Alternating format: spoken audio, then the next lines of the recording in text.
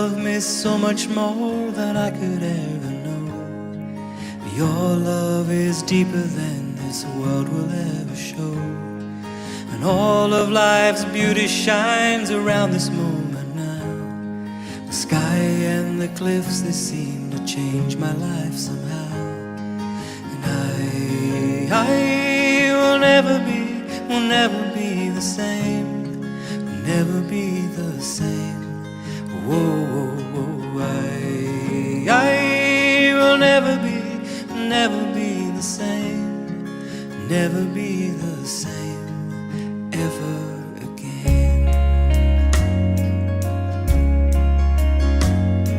Well, here I am waiting, Lord, my life is just for you. Please unfold all the plans that you would have me do. And if all the world's just a breath and nothing's here to stay, then all of the love we feel will save us anyway. And I will never be the same, will never be the same. Whoa, I will never be the same, will never be the same ever again.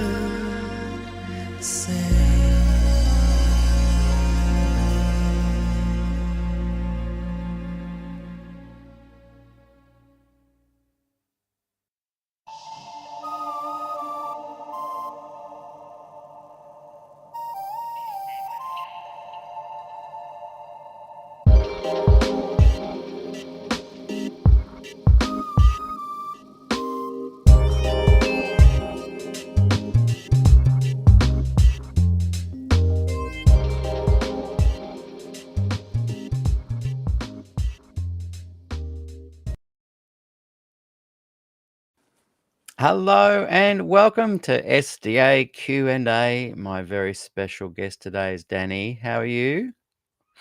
Pretty nervous. Pretty nervous. I know. We've chatted a little bits building up to today's conversation, and I've ascertained that there's a few nerves floating around there.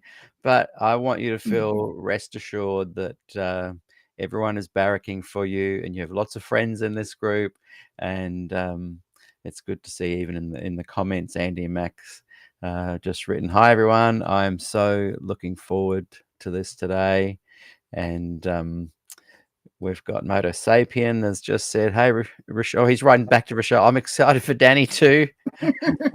I'm partial to anyone named Dani anyways, he says. And you got this is coming through as well. So that's great. So yeah, it's good to have you here. Don't be nervous. It's just a conversation. We're going to talk about your journey.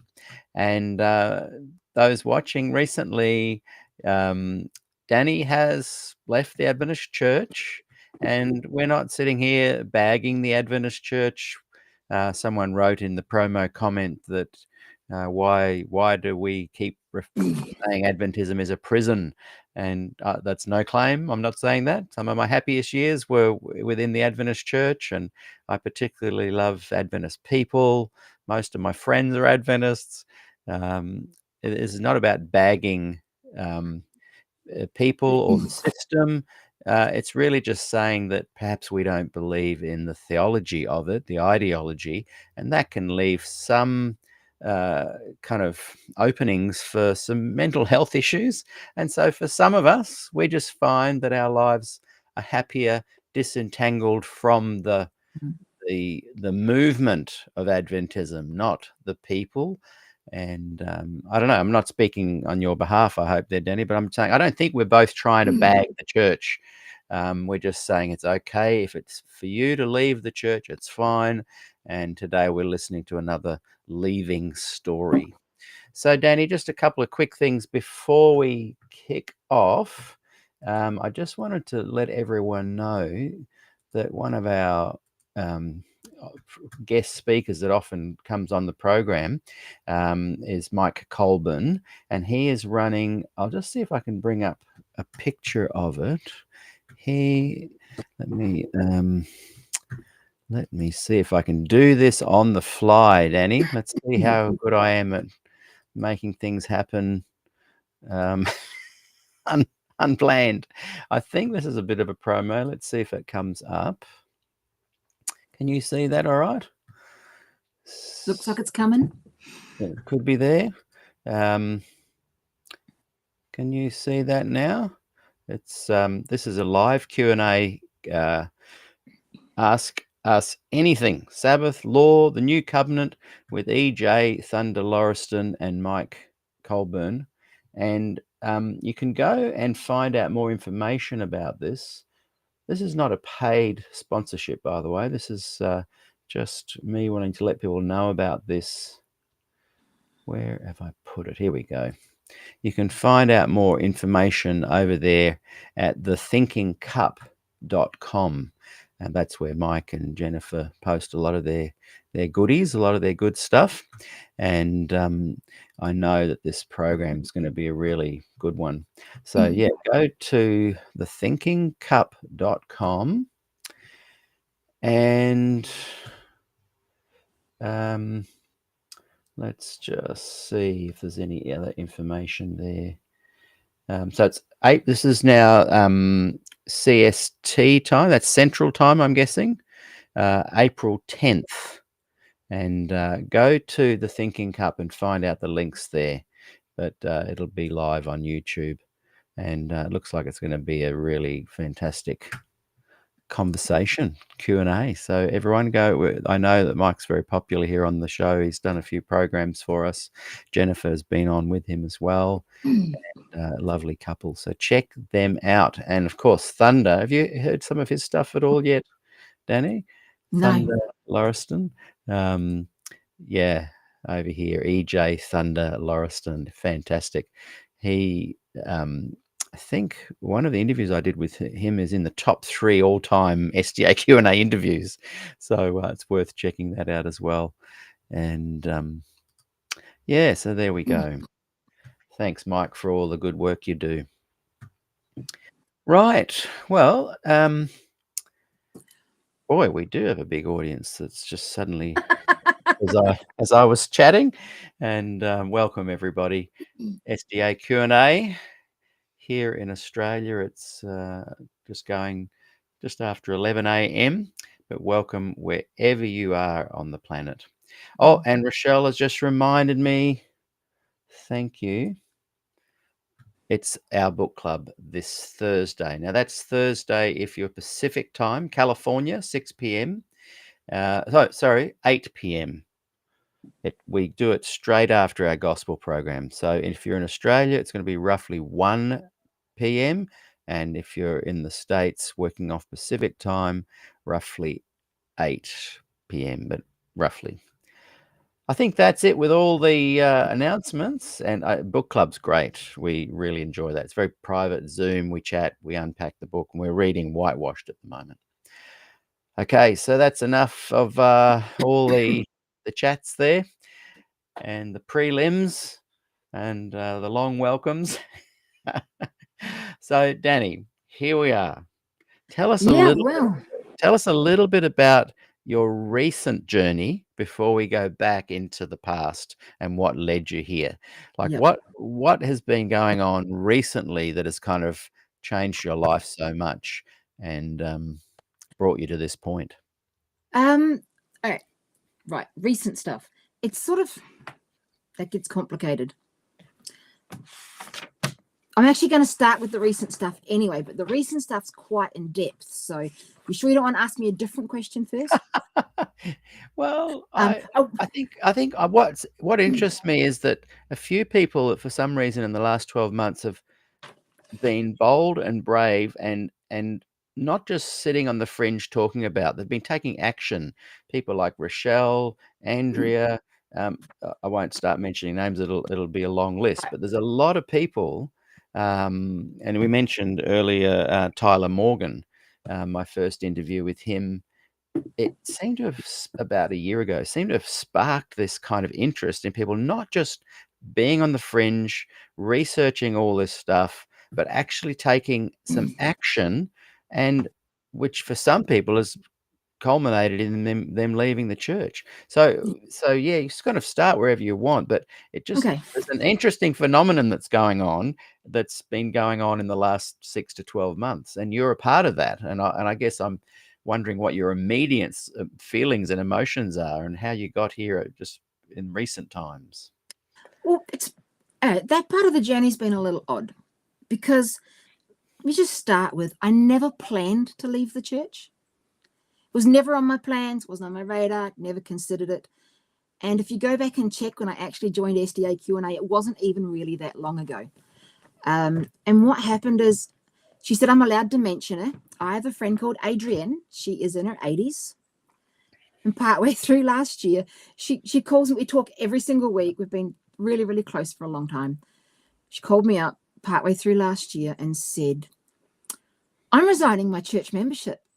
And I went, seriously? At your age? Is there really a point to this? And we didn't have a long, in-depth conversation about it, because she was busy at the time, and there were other things going on. And plus, I didn't want to be rude, because I just wanted to support her through anything that she's doing, and I try to do that for all my friends. So I was like, "Oh, that's really interesting, yay!" And it was just this odd thing. And then she suggested, of course, she said, "Look, you really should get into this group. Pete's got this group, SDAQ&A." And she goes, "Have you heard of Peter Dixon?" I'm like, "Oh, him." Yeah, never been friends with Peter, but he's been on the edge of the Adventist circle that I've walked in since I was in my teenage years. So, I mean, you were always up front, you were singing or you were doing stuff, so I've always known who you were. And if anyone else, I think Adrienne had asked me to join and look at SDAQ&A, I wouldn't have actually bothered. But because she's special to me and what she cares about, I look at taking an interest in, I came to have a look. And wow, that's where things got interesting. And so it was probably only, I would say, October, maybe September, October last year. That's amazing. Not that long ago, I looked at some stuff and I thought, hang on, one of those people suggested that I grew up in a cult. I'm like, don't be silly. I had a normal upbringing. Everyone I know had the exact same upbringing. It's perfectly normal. And then I've got this amazing group of friends. None of them, they're all Christians, all from different churches. None of them have grown up in the Adventist church or had, I don't think, a lot of exposure to it. And we meet every single week, and we've been meeting together every single week for 5 years now. And we read books together, and we do Bible study together. We do life. We talk all the time. They're probably my closest girlfriends. And they changed my life. I never planned to leave the church, but these people changed my life. And so there's a lot on your site, Peter, about the doctrinal stuff. And there's a lot of Bible studies for people that want it, that talk about what they do or don't believe, where they feel that baptismal vows and fundamentals and all that stuff about the church does and doesn't match with what they see in the Bible. So there's lots of information out there about that. And I started reading and looking into it. But that's not actually when my journey to leave the church started. And putting together and trying to decide what I was going to talk to you about today was just incredible. One of my friends in that special ladies group, they said to me, how old were you when you had your first friend that wasn't an Adventist? And I said, oh, that's easy. It was 12. I met her the first day of school. They said, what school? I said, oh, the Adventist high school. It was the only private school in the area, so her parents sent her along. And they said, well, that doesn't count because you wouldn't have met her outside of your church circle. And when I started looking through it, I realized I had a lot of friends that were ex-Adventists or that had left the church, rebelled in their teenage years. But I was probably actually 22 before I made my first friend outside the church. And that got me thinking about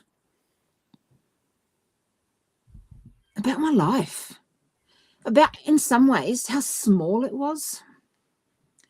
And it sounds like a weird thing to say, but it was small. I went to school with my teachers, primary, high school, and even through when I got to Avondale eventually. Went to school with my teachers. I went to church with them. I went to Pathfinders with them. We socialized with them, hung out with them on Saturday nights. Everybody overlapped everywhere. I mean, my first job at 12 was at the Sanitarium Health Foods, packing Weet-Bix. It overlapped everywhere. And so these ladies got me thinking. I wish you could meet them.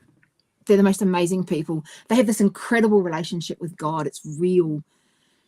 They talk to him exactly the same as I'm talking to you now. And I mean, I've been told all my life that's how you should talk to God, but it's not something that I ever saw role modeled to me. It's not something that I ever experienced. And where things started to get sticky was as we got closer, and then, of course, don't freak out, guys. I'm going to mention the big C word. We all got closer. We're spending more time together. And then the whole big COVID thing turned up. And when the whole big COVID thing turned up, the friends I had in the church, because I spent a lot of time in the more conservative areas of it, started saying, of course, that this is a sign. God's going to come back. He'll be here by this time next year, surely, at the rate things are going. And I started to feel so separate from the people that had been my best friends. And it was this horrible feeling of like partly aloneness. And I contacted one of my friends from the church that I talked to, but hadn't talked to a lot about deeper stuff. And I said to them, I've got these really great friends, but they don't understand. They don't understand. I mean, I want to talk to them about my fear about the end of time. I mean, we have this special knowledge about the end of time, and Ellen White's told us all these things, and it's going to be terrifying. And I tried talking to them, and they don't get it. One of them actually said, what's the worst that could happen? Someone's going to threaten me with heaven. And the other one was like, you know what? I actually believe in the rapture, so I'm not even going to live through that stuff you're talking about. And I was just left sitting there, really, really alone. But I have to be honest, I felt quite self-righteous in my aloneness because I knew things that they didn't. I mean, I was special. I've been told all my life that I was special. I am so lucky to know these really special things. And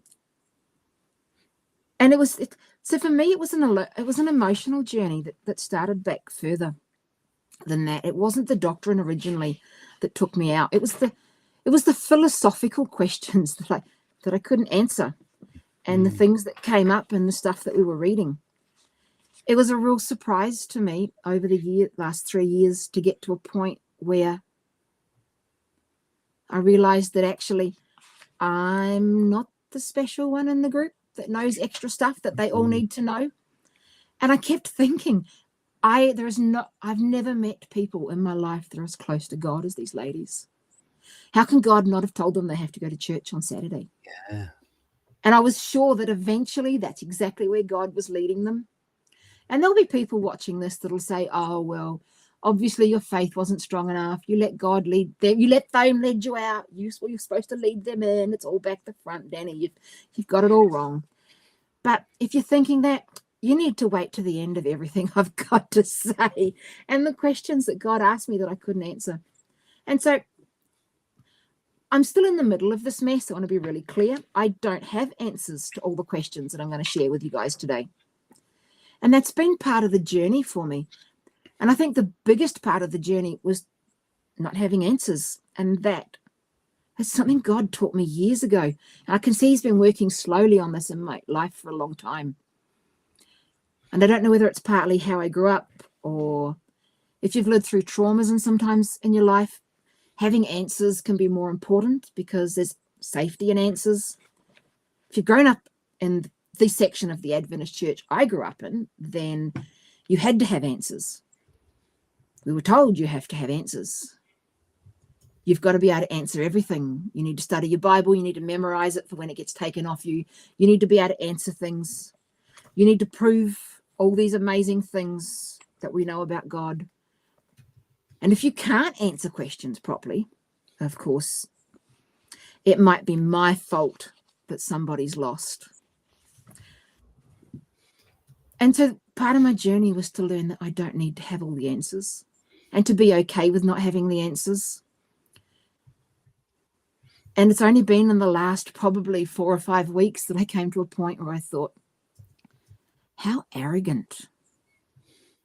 How arrogant to actually think that God needs me to defend him, because that's what having all the answers is about.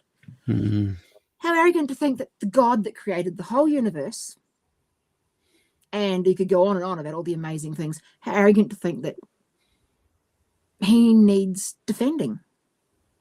I mean, he's God. If he's not capable of defending himself, then I've got bigger problems than the one we're talking about now. Yeah.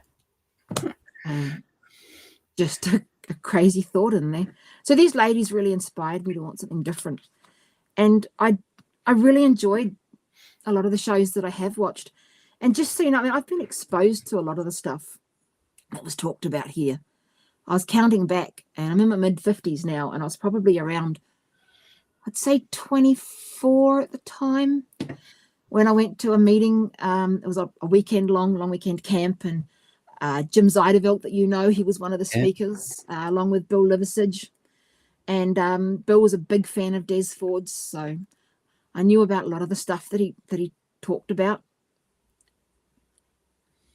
I don't understand how some of the things that I've done have lived within me. I don't understand, and I still don't understand. I don't understand how all my life I knew about the Bible verses, right? I knew about the Bible verses that talk about the curtain in the temple being torn in half. And I knew about all these things. I've done all those sanctuary studies. It's marked in my Bible. And like I said, I'm not getting into the technical side of things. You've got more than enough people that have done that. But on an emotional side, I don't understand how I could know those things. And then there's all the stuff that the church was teaching and that Ellen White was teaching about the investigative judgment and all those things. And they're directly opposite to the studies I know. I know it. I can open the Bible, I can find it, I can read it. And I know that they're opposite. But what I don't understand still right now is, how did those two opposite thoughts that don't match and are completely opposing, how did they live so comfortably in my head, both at the same time for so long? And how many other people have all these things living comfortably in their head, and they've never stopped to think, actually, these things, I mean, the Bible says, what does it say? What's that verse about? Can salt water and fresh water come from the same spring or something?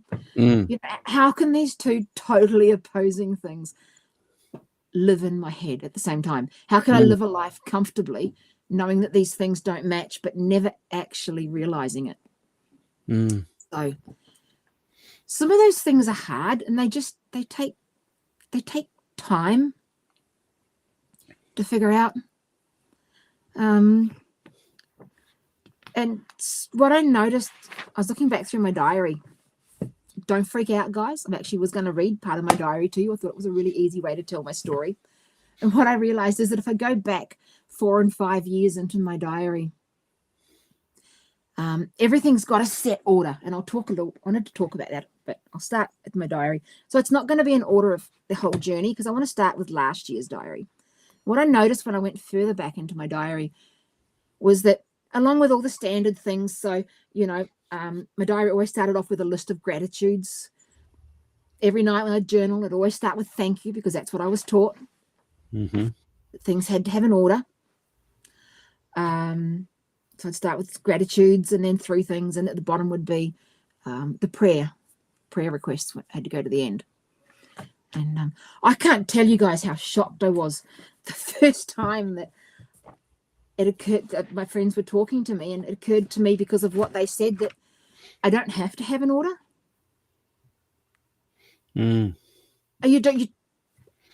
How did I end up in a place where I have a God that says, I want you to tell me everything. I want to dwell with it.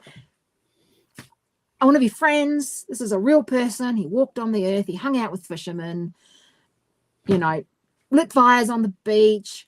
I'm sure he burped and farted and all the other things that normal people do, because he had a digestive system. How did I get stuck in this? And I realized it was what I'd been taught. And so my prayers changed.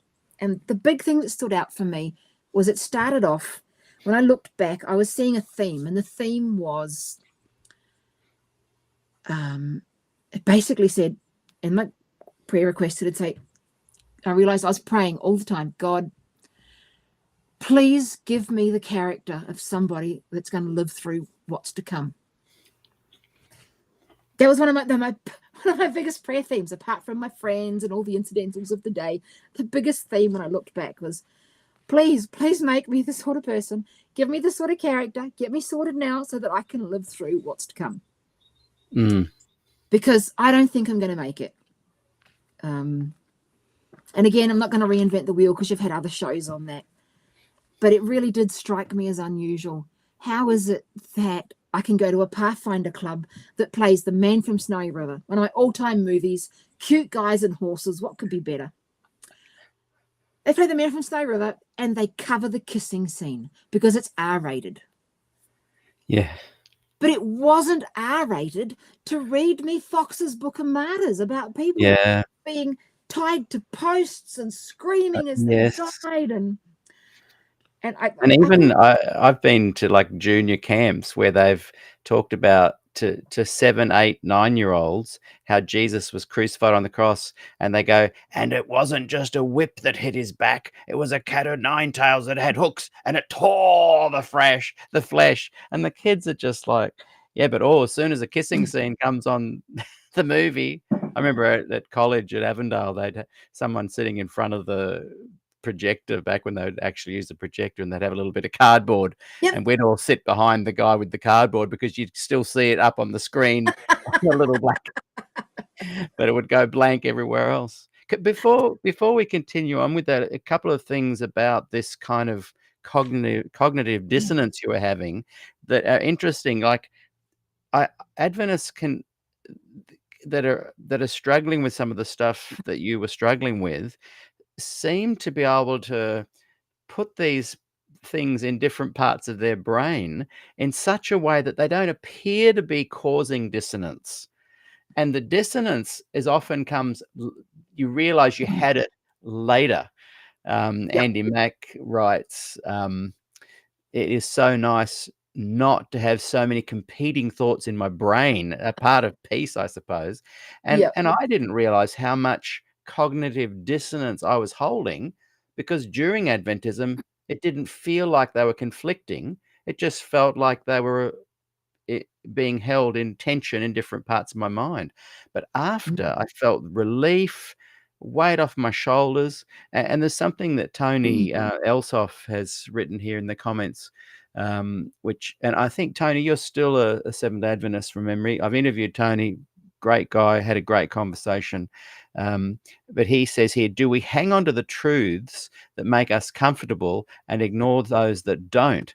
Whereas I think when you leave the church, you realize that you are hanging on to the truths that not only make you feel comfortable, but are biblical, and you don't ignore the truths that you don't like. You realize that those truths were never true in the first place. And so I think an Adventist defending Adventism will often say, oh, just because you feel uncomfortable, are you saying that you'll ignore the truths you don't like but embrace the ones you do like? The reality is that is not what someone who is questioning these things is doing. You're not cherry picking and then suppressing all these truths not comfortable with. You're literally going, do you know what? I'm starting to think these so-called truths are falsehoods and unbiblical. And then it kind of explodes, and you go through a lot of confusion and transition and finding out who you are again and what's going on. But I guarantee there comes a time when you go, oh my goodness, I feel liberated. And that's why this other guy on the promo post was saying, oh, why do you guys talk about it like being prison? Well, I've never claimed it's a prison, but I will definitely say there's a sense of liberation, not because I'm now ignoring truths, but because I'm now seeing things in a non-filtered way. I'm seeing the Bible for the first time, and it's hard to process, but it is liberating. So, but back to with Tony's comments, I'm just going to, so everybody knows, I've put a piece of paper over my screen and I've covered all the comments because I didn't want to be distracted by them. I figure that I've watched Peter. I figure that he will pick out any comments that need thingy as we go through. So I've covered them up so I can't see them. But back to what Tony said, he is right. People do that. And I have done that in my life. And that's how I stayed an Adventist for so long, because of exactly what he said. He said he's exactly right. Except I stayed an Adventist because I was cherry picking truths. It would have been so much easier to stay where I was. This has not been fun. This has not been fun. This has not been easy. I've got my diary here. I'll start reading stuff out to you. It was far easier to stay believing what I believed as an Adventist when I thought I knew everything. Seriously, I thought I knew everything. I thought I was special. Why would I want to change that? And so I wanted to try and define exactly why I was leaving, why I left the church, or why I'm leaving the church, whatever you want to look at it, past, present. And I woke up yesterday morning thinking about the show, and I was settled. For the first time, I was really settled. And I realized that it was important that I said this. I'm leaving the church because my picture and understanding of God is too big to fit in it anymore. It's too big. It doesn't fit. It's definitely uncomfortable. But it's also sort of joyous and exciting. But I still have moments where I'm like, oh no. And that little internal voice, the voice that was pre-programmed into me, it says, but what if? And I was always told that, it's far better to give up lots of things and have a miserable life, but to be sure, than to lose it all because you made a wrong decision. And I remember being told that at school. It's a lot better to get to heaven and go, you know what? Yeah, I missed out on a lot. But imagine the people that said God didn't exist and they find out that it's real too late to actually, to change. And so, but it's not about prison. It's just that they're actually really big burdens to place on a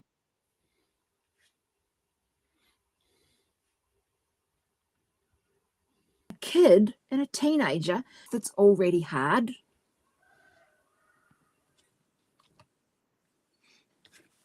That was you, but yeah. So just Sorry. we lost Uh, you where you said to place a burden on. Oh, it's a big, those things that I was taught are a big burden to place on a child and a teenager at a time in life that's already really hard. Exactly.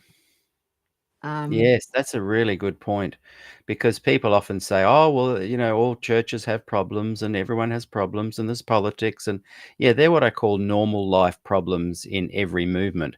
Adventism is not a benign religion, and it has these extra things that if you're going through normal teenage years, that you have to kind of ponder, like close of probation, the time of trouble, the Sunday laws coming. You're literally told that you might have to give up your life. You might betray your parents. They might betray you. These are things that you just think, what? It's hard enough being a teenager as it is. Fox's Book of Martyrs must have had an impact on my life more than I thought. Because seriously, right up until probably the last 8 months, I used to actually pray, okay, God, if I have to die for you, that's okay. But please, can you make it not hurt? Yeah. Yeah. Can I have a quick one? And so, yeah, I'd say, oh, it's just ridiculous. And even my Peter, so I call him my Peter as opposed to this Peter. Yeah. I have a Peter. Even my Peter, I can remember one day we'd had an argument and I was going into town to do the grocery shopping. May not sound like a big deal, but I have to drive over an hour to get to the closest town. And I'd said to him, I can't leave while you're upset with me.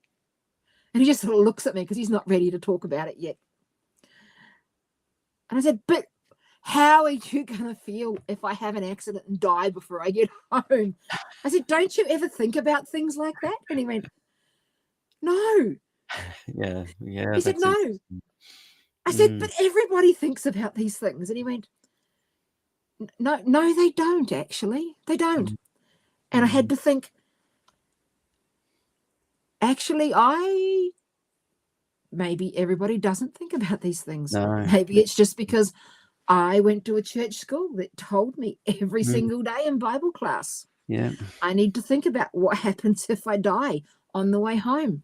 Because that then becomes my close of probation. What about all the people I haven't forgiven, the things I haven't righted, the issues I'm leaving behind? And I just... That's heavy. When I look back, I feel like there wasn't always a lot of space to live. And it came up recently in our ladies group, my other ladies group that I'm part of, and they were talking about... great questions. Really, really basic ones. I wrote them all down because I knew I wouldn't remember everything, but really quite basic questions like, it's actually in my diary. I'm going to get to it. It's in my diary. I wrote them out. Yeah. But the Bible talks about living life to the full. I mean, yeah. They said, what do you imagine that would look like? And I'm like, I don't have a clue. Yeah. Wow. And I'm looking forward to finding out what living life to the full Yes. That's the joy element that you were speaking of, that infused in all this other stuff, there is this joy. And I get excited about our weekly gospel program and book club because I'm a babe in the woods and I'm learning this stuff and I'm really excited about learning it. But isn't that interesting when we talk like this, and I've done over 350 interviews now, the general thread is the same, that we have been raised in a church that makes us overthink these kind of end time probation closing. What if I die today? And yet the Adventist apologists that I know some are watching right now say, oh, that wasn't my Adventism. And I'm like, okay, well, maybe it wasn't, but you're a rare person. You're a unicorn. Oh, when I hear it wasn't their Adventism, I get so happy for them. And I hope there's enough of them speaking so loudly that the kids of today aren't experiencing this. Yeah.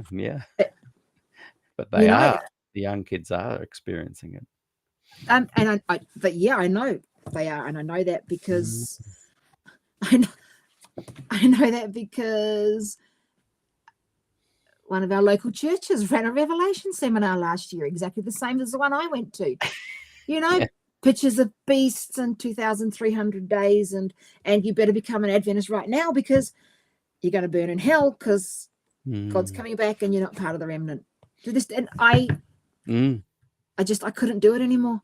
I actually had to leave. I left their Facebook group. I left the stuff. It was more than I could cope with. And so I've been reading things that are, where's my notes? Oh, it's amazing. I made all these notes and now they're really hard to find. That's all right. We've got time. There's too many pages of notes. While you're having a look, Colin CMB, the ambassador, Colin, we're going to get you back on the show. I love how erudite and articulate you are in expressing your thoughts. So come back soon. He's written, it's mental torture. Most of us raised as traditional as SDAs are survivors. And that's why when people say, oh, that wasn't my Adventism, when I know these people, I grew up with them, I know and remember them talking about this kind of stuff.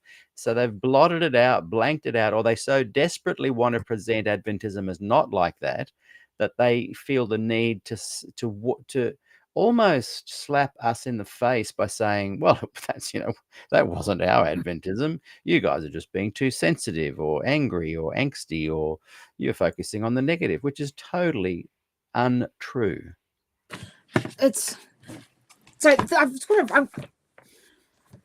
Oh man, I'm going to read you guys something. Like I said, I was open to, I've got no order to everything. I just got piles of little sticky notes because I knew you'd have stuff to say too, Pete, and there'd be comments and I wouldn't know where we'd end up. But it's just, for me, it's amazing the timing that God has when he works through everything.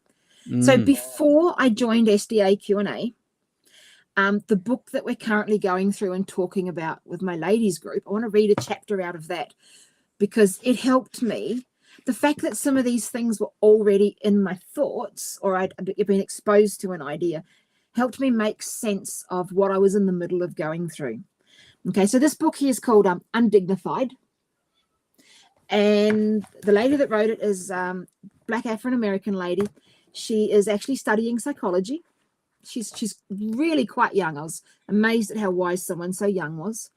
But I guess that if you're filled with the Spirit, you're supposed to be wise. I shouldn't be surprised, but it's not been my experience. As with the religious, that I've met a lot of people like that. And so basically, the book that we're reading through basically is a little bit like a diary. She's just written down what God said to her. Okay, so she's not trying to be a prophet. She's not trying to start a church. She's just written out what God said to her as part of her experience, popped it into a book in case other people could go, yeah, me too. And that's part of why your group's great, Pete, because I got to have the most exciting thing when I got into your group. I know people think that you're here to lead people out of Adventism, but you didn't. Being in your group hasn't led me anywhere. It just gave me the opportunity to go, me too, and feel less alone and less crazy.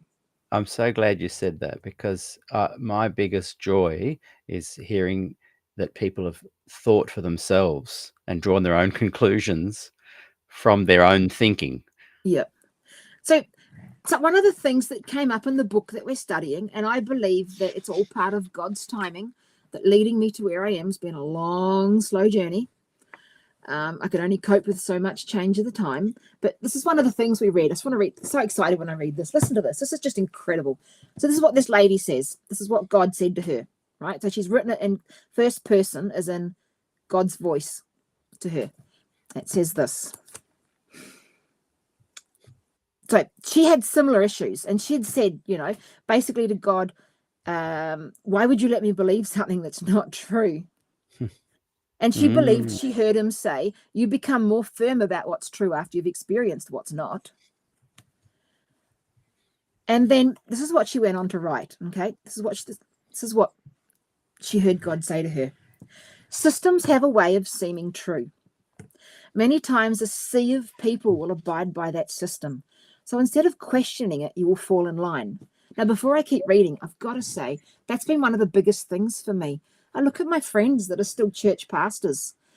I've got friends that are in the ministry. I've got friends that have left it. I've got friends that used to be conference presidents in the States. I've got all sorts of friends. And I look at the ones, and that's one of the big things. I kept thinking, I know you. I trust your relationship with God. I have to be wrong. I have to be wrong. I must be confused. I have to be wrong. And that's the biggest thing that I've had to fight with all the way through this. There's the voice that says, you're wrong. You can't trust yourself.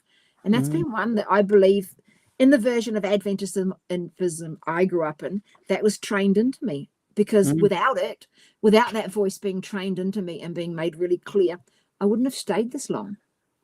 I never thought the problem was with the church. I always thought the problem was with me. Always. And so it's been a relief. It's been such a relief to realize that the very thing I was so upset because I never fitted into it properly is suddenly something that I'm not so distressed about not being part of anymore. It's like, and it's just a bit of a, it makes my mind wobble, a bit like the same mind wobble I get when I try to imagine that God came from nowhere. He just always was. Yeah.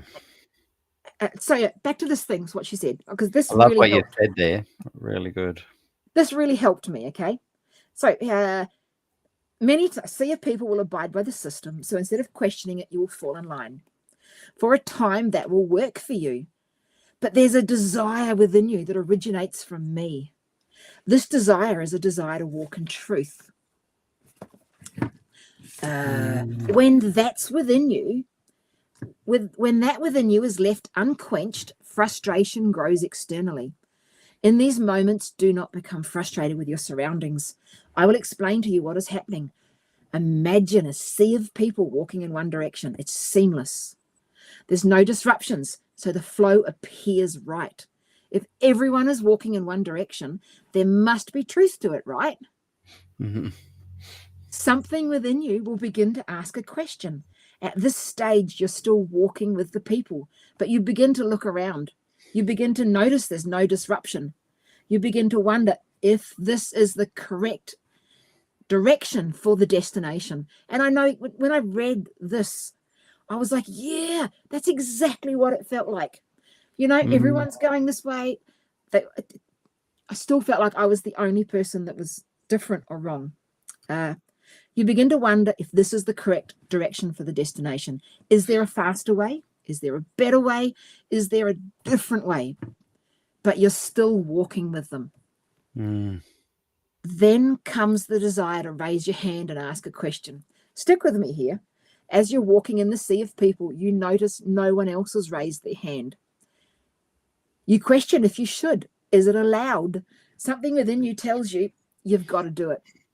No one else is doing it, so externally it would appear wrong. No one before you has done it.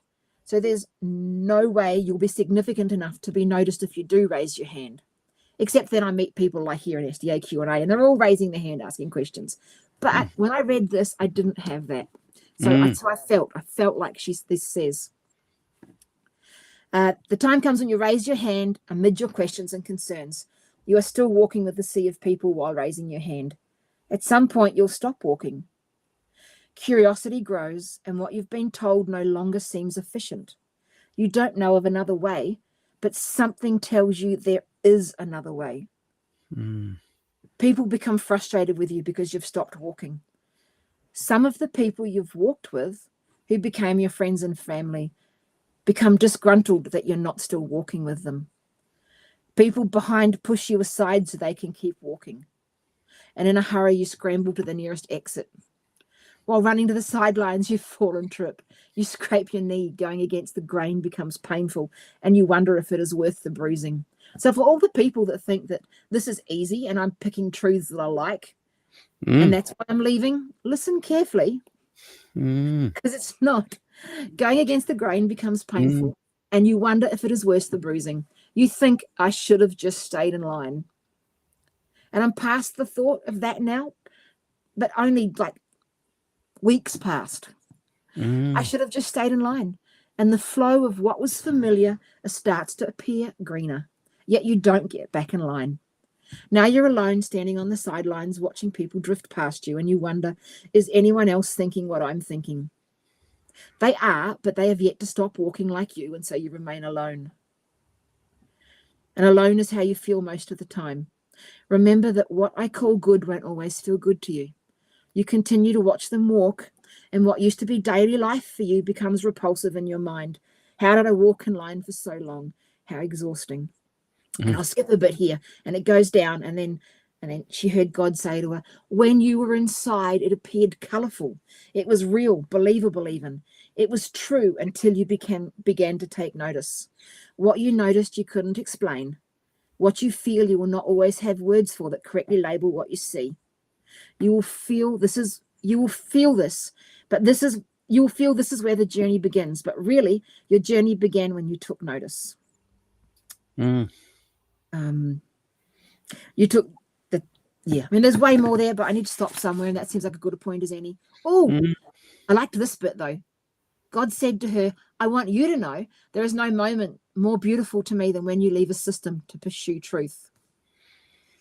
Oh, wow. When you leave a system. I love that. And then further on, it says here, what, this is all the questions. So this is in her mind still. What do you think of when you hear the word church? You've heard the church is not a building, but people, and this is true. But that does not mean that broken systems don't exist within or over the people. You will go to the church for a source of truth, and they will build you up and simultaneously let you down. They are just people.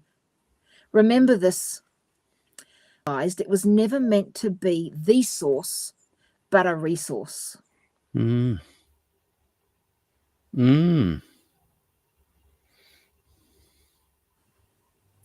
That's interesting, because that I've often been pondering lately that if someone moves, a normal Protestant believer moves from one town to another, and they were in a Baptist church, they come to a new town and they go to the Anglican instead, there's no big deal. Adventists just have conniptions if they even think about leaving the church to another one.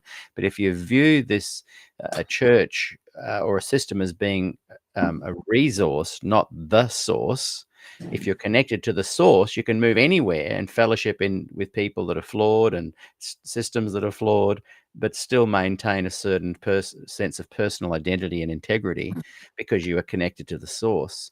Whereas Adventists think Adventism is the source. It's really just a resource. And it's, when you say it fast, it becomes like a line so thin you can't see it. But actually, the longer you look at it, the bigger the difference is. Yes. And my girlfriend said to me my friend that's in my other ladies group, when I was talking about all of this, and that one of them had said to me, functioning properly, the church should be an organism, a living organism. Think body. The church should be a living organism, not an organization. Yeah. Oh, crap. I didn't turn my phone off because I can't. I have to ignore that. Sorry. That's all right. It's interesting that I'll just chat while you do that. But it's interesting that in Australia, and I'd love for those of you in the States to let us know, or if you're in the UK, put in the comments.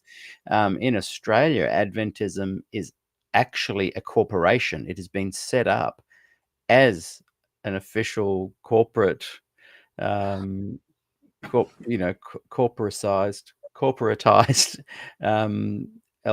limited PTY limited organization. It's a corporation. So I don't know if it is in the States, but here in Australia, it's definitely set up that way. So, on the subject of a corporation, I had this since I decided to come on the show. I've been waking up in the morning and in the middle of the night with thoughts I've never had before. That was one of them. All these sudden, how you talked about that. Sorry, you used a big long word for it. I know I have an education and I have a bachelor's degree, but it's I sometimes just make up long words. You often use words that I have to look up in the dictionary to understand what they mean. So let's go tell the truth about that. They do. I woke up and I thought, how is it? It's like it's not yesterday. It was yesterday morning, and it was Rachel. Sorry, Rachel. Rachel was talking about receipts. Okay. We're talking about stuff, and she'd said to me, she wants receipts, like the Bible verses. She wants the receipts for everything that anyone teaches. And so I must have gone to bed thinking about receipts. I woke up in the morning, and I don't know whether I dreamt it or what, but there's this thought straight up in my mind yesterday, and it said, Danielle, all your life you've been told you have to be a good steward of what God's given you. You need to be a good steward of your money. You need to be a good steward of your time, a good steward of your talents. And all your life, it's been brainwashed into you. You are accountable. You are not a good steward. If you're watching television or if you go to the movies, you are being a bad steward of your time. You could be witnessing in that time. Mm. And so all this is running through my head. And I'm going, for the first time ever in my whole life, I thought, how is it that I was told nonstop I had to be a good steward of every little part of my life, but I never ever, and I go to church every week, and they'd say, this is a 13th offering, and this week the offering's for this, and we're having a special offering for this cause. I never gave money to World Vision because I saw how big and flash their offices were. And I wasn't donating money to somebody that had a flasher office than the poor people in Africa they had the starving pictures from the television. So all this is in my head. But why did I never until yesterday morning go, if I was being a good steward of my money, I was taught being a good steward of my money meant I had to add up everything I'd earned and pay the correct amount of tithe. And it's a giant smoke screen. Why did I never stop and go, if I'm being a good steward of my money, I would be asking you for a detailed account of what you're doing with it. Yes. Yes. Why have I never had that thought until yesterday? Yeah. That's right. And they won't give you a good account of it. I've never asked, so I don't know. Yeah. And I don't know how I didn't know that, because I have to be honest, my mum stopped paying tithe, as far as I know, probably 20 years ago. Because she didn't think the church was doing the right thing wasn't doing enough for the right thing. And so I know that she started putting her tithe into a separate bank account. And she's in the early stages of Alzheimer's now, so she no longer does. But she would go down to the local church where she lives right up until even 18 months ago. And she'd go down to the food bank. She would find out who was hungry, who was starving, what they needed, what they didn't have.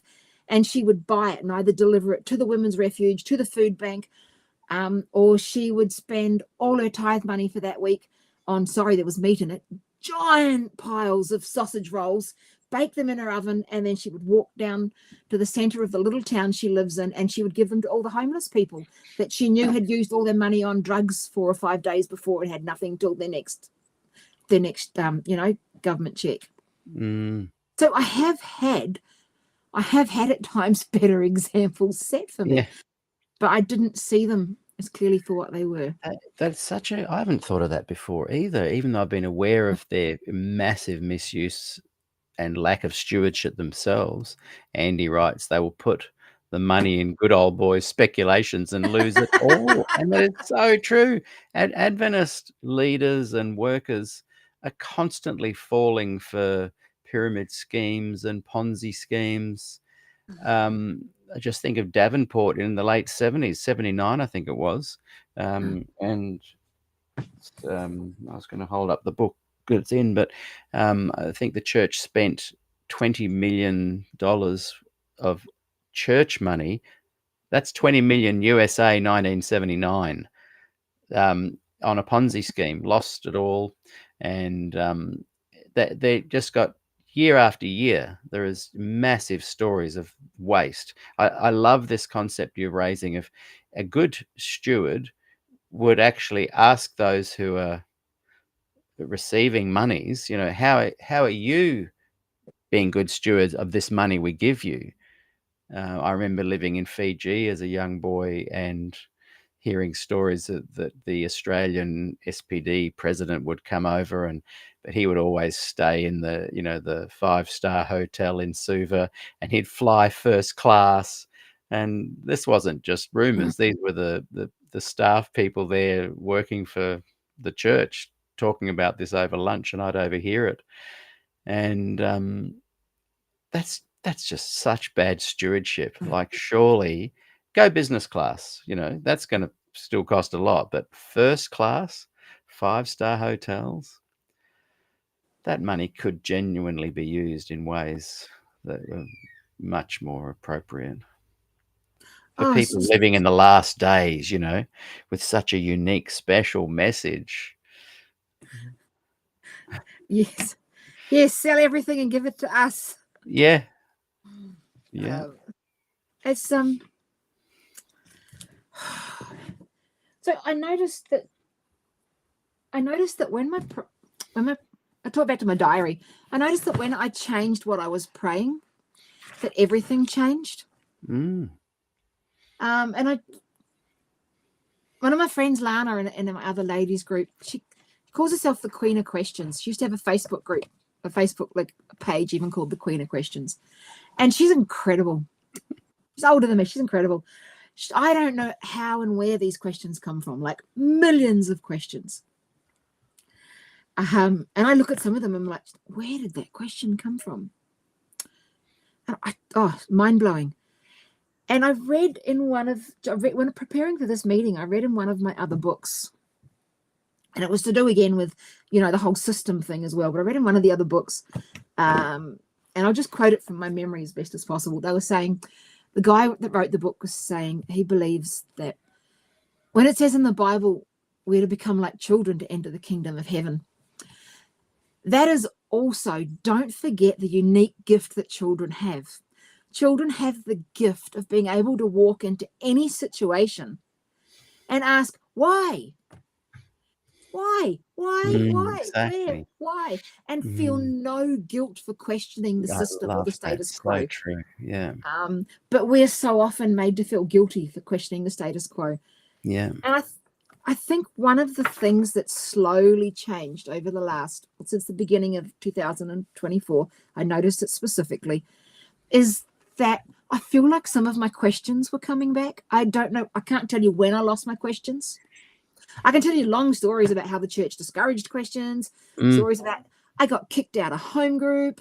I mean, got no issues naming and shaming people if they're ever to hear it, but lovely guy on our television over here, and for those 3ABN programs or whatever, a guy called Daniel preaches a lot on all of those. When he lived in New Zealand, he kicked me out of home group for asking questions. He said my questions might shake the belief of the other members, and could I either not ask any questions or not return. That's so grating. So grating to me. I can't let one screwy person put me off, obviously. But I don't know, for me, like to come back to me, not to go bashing on people. I don't know when I lost my questions, but I know how things changed when I found them. And so the beginning of last year, I wrote my New Year's resolution. My New Year's resolution. And I wanted to share it because to you guys, and some of you that have been out of the church for ages, or for some of you that are close to God, this is going to be normal. But for me, this was something new. I'd never listed it like this before. And so 1st of January, 2024, I've written, Abba, in this new year, I want to understand your heart. I want to seek your will for me, and I want to fall in love with you deeper than I ever have before. I want to learn to walk with confidence, knowing the depth of our connection, knowing how much you love me and how much you've sacrificed and lived through for me. I desire to be so close to you that I hear your voice and your thoughts on things that happen throughout my day. I want to be so sure and confident to speak out loud, like now, knowing that because you live within me, my words align with yours. And that's something that I noticed in my other lady friends, is that they don't separate things. And I used to separate. I've journaled it later on in my diary a couple of weeks down. I don't know if I marked it or not, but I noticed in my diary that I would separate things. And so they'd be like, I thought God say this, but actually I'm saying this, and this is what I feel he's telling me, and this bit's from me, and I was separating everything up. And my other lady friends had said to me, does God live within you or not? Does he dwell within you? Is he a part of your life? Are you doing life together? If so, then why are you trying to pull everything apart? Why are you trying to pull apart what he's already put together? But I wrote this before we got to that point. So I wrote, I want to know you so well that I can be sure and confident to speak, knowing that my words align with yours. I want to trust you more. I want to spend more time with you in the moment, because the moment is all I have. I want to worry less about the future. I desire your peace, the peace that comes from knowing where you want me to be. I want to know that even if I don't like where I am, if it's uncomfortable, if it's painful, or if it's scary, I can still be at peace because this is where I am meant to be. And so that New Year's resolution is what sent me on. It set me on a journey. And yeah, next page, 4th of January. So 4 days later, I've made, under the end of my thingies for the day, I've written thought. It's not me. I understand that it's not me having any, because I'd been in my ladies group with the other ladies and I'd shared some stuff with them and I'd said, you know, come out with, it's not me. Any wise thoughts I had were not from me. It wasn't just because of my life experience. If God dwells within me, then he either speaks through me and influences what I say, or he doesn't. Why do I always try and separate it? And I don't know how many other people do that, but yeah, I just try to separate it. And then there's other little things that just amused me that I put a little line next to. So on the 6th of January, I've written not in capitals, not how I wanted my Sabbath to go. It was really busy. My brother came to visit. And then my neighbor came down with a tractor to take some flowers out of my garden. No rest, no special time with God. And I let it all happen. And then in capitals, I put, but I am sure God loves me still. And obviously I've come a little ways since then. But just to give you an idea of where things were. And I can't be the only person. I can't be the only person that has these thoughts and write these things down. And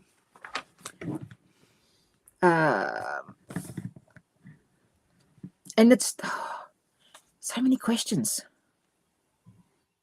So some of these questions I don't have answers for, and I'm just trying to figure out exactly questions. I say my diary's full of questions. What do I believe God is? Who do I believe God is? How do I perceive God? And then why is this important? It's important because the Bible tells me I'm being transformed into the image of God. So isn't it really important that I know what those other two things are?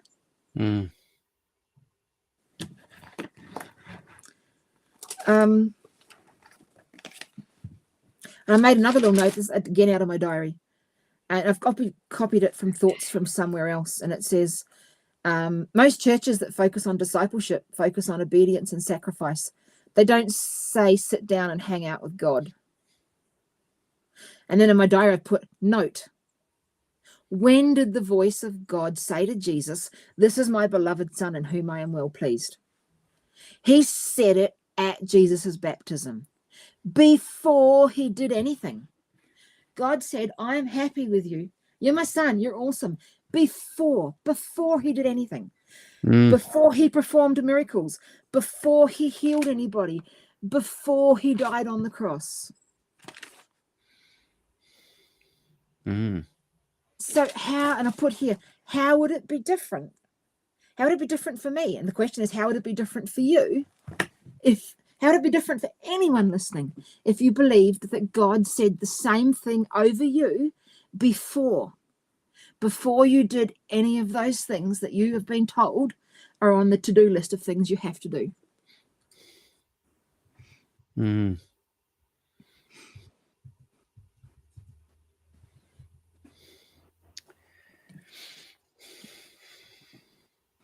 It's good. It's powerful. How would your life be different?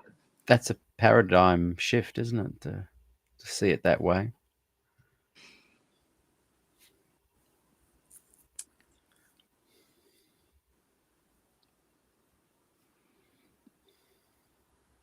Yeah.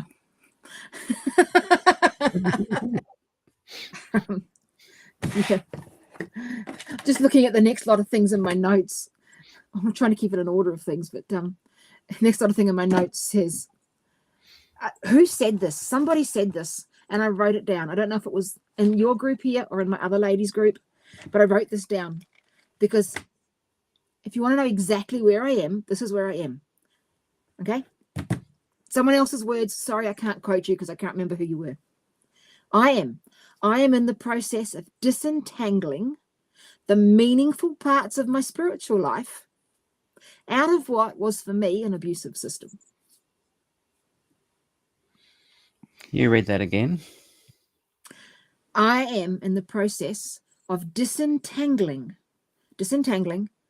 the meaningful parts of my spiritual life out of what was for me an abusive system. Yeah. Yes, that's a good answer to what Tony was asking before. You're not disentangling yourself from truth that you've discovered. You're disentangling yourself. How did it phrase it, that last sentence? Disentangling the meaningful parts of my spiritual life. Disentangling them out of what was for me an abusive system. Yes, an abusive system. Yeah. Yeah, you're not even disentangling yourself between truth and non-truth. You're disentangling yourself out with the truth, but from an abusive system.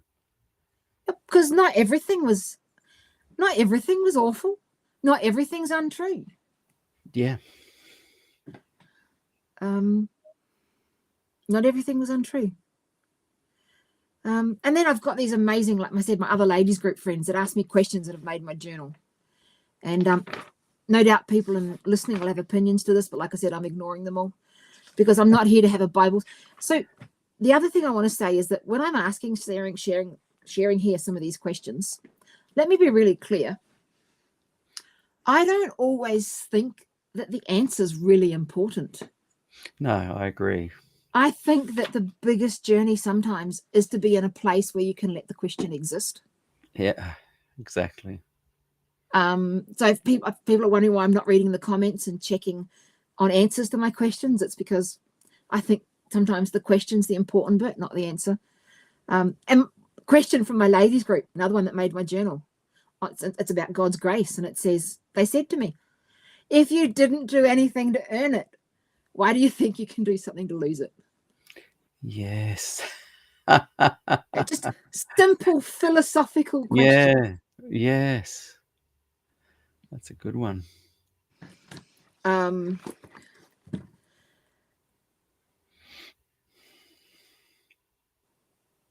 why on earth did I write that down?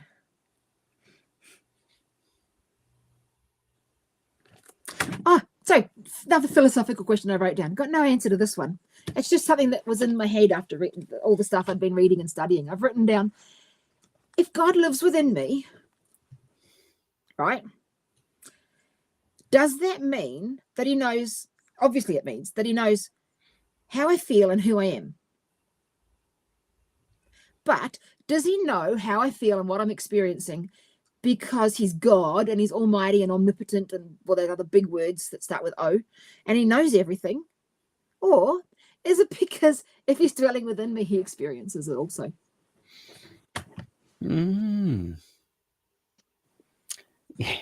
Yeah. He is omnipotent and omnipresent. He is dwelling within you and therefore knows immediately what you're experiencing. Yeah, but to put it clearly, again, the question is does he know because he's God? Yeah. Or does he know because he's experiencing it also? Because he's there.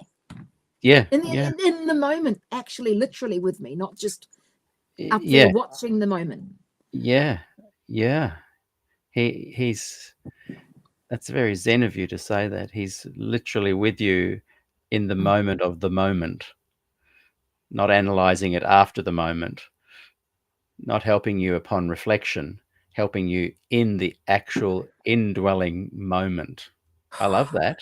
Boy. Some of these are like, Mind-blowing. Yeah. some of these are like, they're tough thoughts for me to get my head around.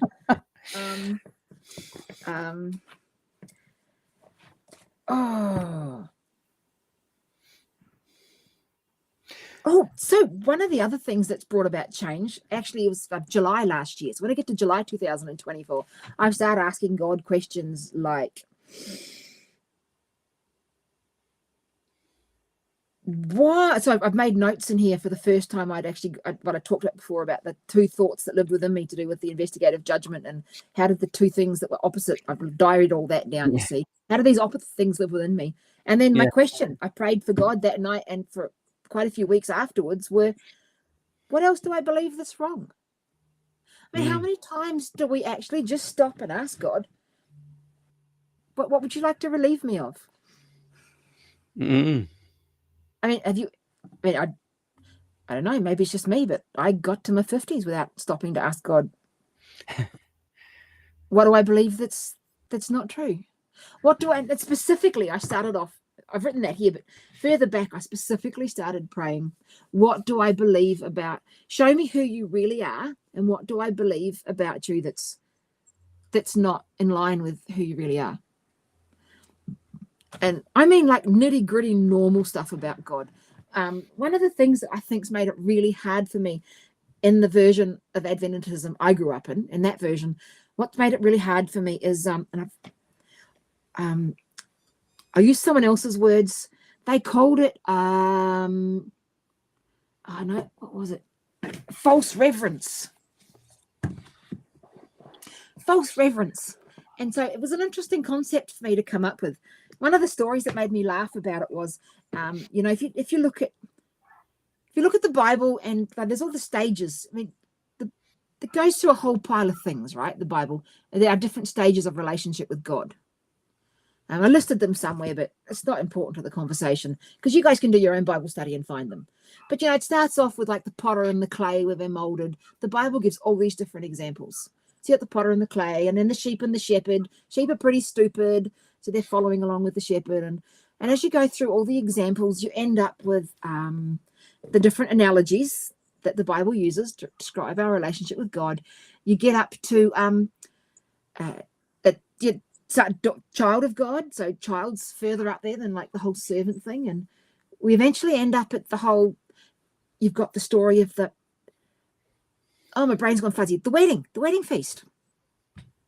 Got the whole wedding feast story and I was reading this story, and it was talking about how intimate God wants to be with us, and it said, talking about false reverence, the big long words we use that separate us from God. And the question was really simple, and sometimes the simple questions hit me the hardest. And the question was, if you were married, a lot of you are, and you only ever called your spouse, oh dear one, or something to that equivalent, never ever by their actual name, how much intimacy is it's going to build? Just little crazy thoughts. And my little book gone. And you're saying that people often do that in their communication with God. They have this kind of almost a false reverence, whereas actually, if God is dwelling within you and you're communicating in the moment, it takes away all of that kind of false, piety. Makes it more real. Yes. So easy 22, 23 years ago now, a friend of mine that is no longer an Adventist, but back then still sort of was. I was actually in America doing horse training, and they arranged for me to go to a retreat up in the mountains in Colorado. They actually put an application into this retreat run by Ransomed Heart Ministries, something I could never, ever afford to go to. But they put an application into a group of people, one of whom turns out to be now the ladies in this ladies group that I'm in. And they sent me to it. And I actually got to go. I was funded, so I got to go free. So I've met the people that have read this book, that wrote this book and stuff.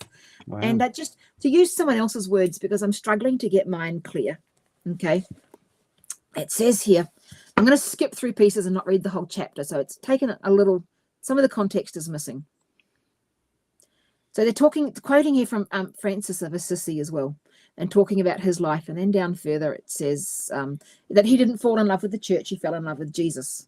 So, he's quite famous, of course, Francis of Assisi. So it says here, his religion was not a thing like a theory, but like a real love affair. So to begin with, and to help you make a simple practice of loving Jesus, it can often be immensely helpful to be released from false reverence. And then I went on to read about a little bit more about what that was, and it really struck something deep within me. And so here, John, the guy that's writing the book who I've met, says, the morning prayer of the Anglican, I can't pronounce that big long word starting with EPI, Book of Common Prayers begins, Almighty God and Everlasting Father. A beautiful expression and one I've used many times myself, but it's very different from the one that Jesus gave us in the Gospels, which is Abba, Daddy, Papa, I come to you this morning, has a totally different feel to Almighty God and Everlasting Father. Even if you do not start out that way, addressing God with a coat and tie formality, you would never have wanted between you and your dad will end up starching the relationship. Papa is what Jesus gave us. For you did not receive a spirit that makes you a slave again to fear, but you received a spirit of sonship. And by this we cry, Abba, Father. Because you are sons. God sent the spirit of his son into our hearts, the spirit who calls out Abba, Father. So obviously it's Romans 8 and from Galatians 4. And he goes on to talk about it here. And so he says here, in many Protestant circles, Jesus is referred to as the good Lord, a phrase that sounds pious, but it's marshmallow sweet, spongy and a little void of personality. Very white robe and sandals. Jesus never used that term, talking about his Father. None of the disciples used that term. And here, that's what I was reading this here. And here, what would happen in your marriage if you only called your wife the good woman? What would happen in your relationship if you only ever addressed your husband as good sir? How would the dynamics of your relationship with your closest friend change if you were no longer allowed to use his or her first name, but the more formal Mr. or Mrs. Smith? You think about the people you've interviewed on here, even Peter, how different would the conversation flow and the comfortableness of it be if you had to call them, or we had to call you Mr. Dixon? Yes. And so anyway, John goes on to say, this is how the religious cleverly separates us from Jesus. When Saul encounters the risen and ascended Lord on the road to Damascus, he asks him, who are you? Acts 9:5. I am Jesus whom you are persecuting. My name is Jesus. That's pretty straightforward. Not Mr. Christ. We're the ones who keep inserting respectable gold leaf expressions such as good Lord, the Savior, the all-glorious one, feeling better for offering reverence, but not realizing that it's religious talk and not the sort of thing that the Gospels say that Jesus liked very much. There's an element of people rapping or trying to ignoring them. Get their when people pray like that using those words, there's a bit of an ego kind of driven part of it too, I think, where they're and I have found that Adventist apologists and public speakers, I'm not talking about your grassroots kind of church service, but when it's an evangelical thing, evangelistic thing, or it's an outreach, or they know it's going to a bigger circle, there's a certain kind of scripted vibe to it that really annoys me. And I went to college. I went through Avondale with Grenville.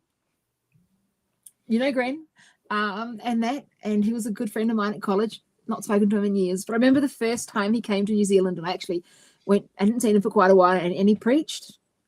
And I can remember thinking, that's a bit sacrilegious. You can't talk to God like that. Right. And you know what? Here I am 20 years later, ending up in the same place where I realized that it's not about being disrespectful. It's about the power of words to create distance. Yes. There's a reason we call our school teachers by their first by Mr. and Mrs. or Sir. You know, it's about creating distance and authority, and it's just different. And so, see, this is some of the stuff that's been I've been reading and thinking about, like, for the last 20 years. So in some ways God's been, I feel, edging me out of the church for a long time.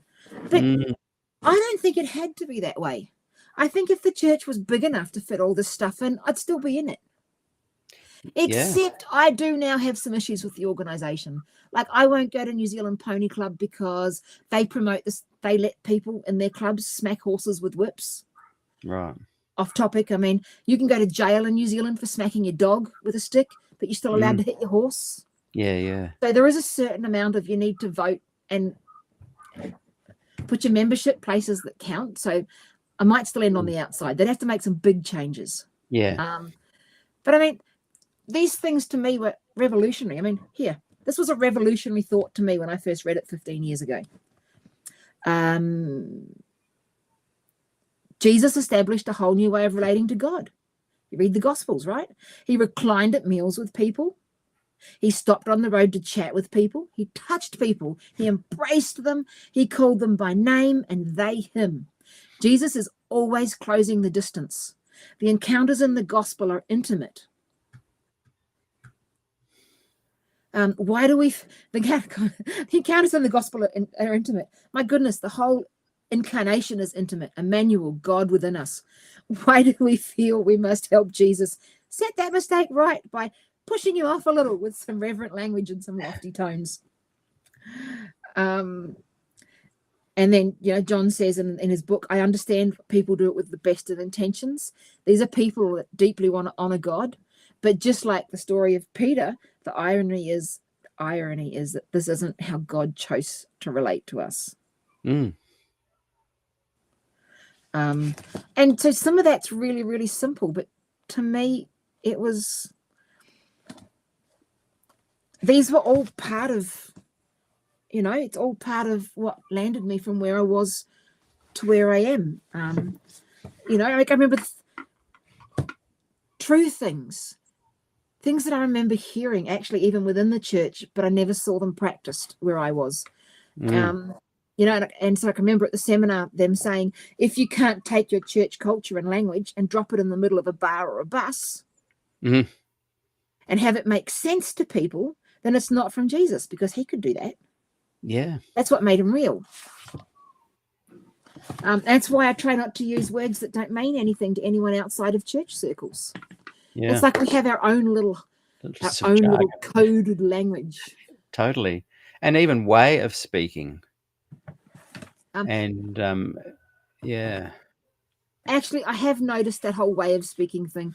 I've noticed even with people that have left the church and been gone for ages that they still have this way of speaking and this way of being and this thing that just never quite leaves. And it's a little bit jazz hands. My wife, who had never even met or heard of Adventist till she met me, she said that you speak Adventisty. And I said, what's that? And she said, oh, kind of like a fake show hands kind of talk. I was very offended by that initially, but as I began to ponder those things, I thought, hang on, it's you don't notice it amongst other Adventists because they're all doing it as well.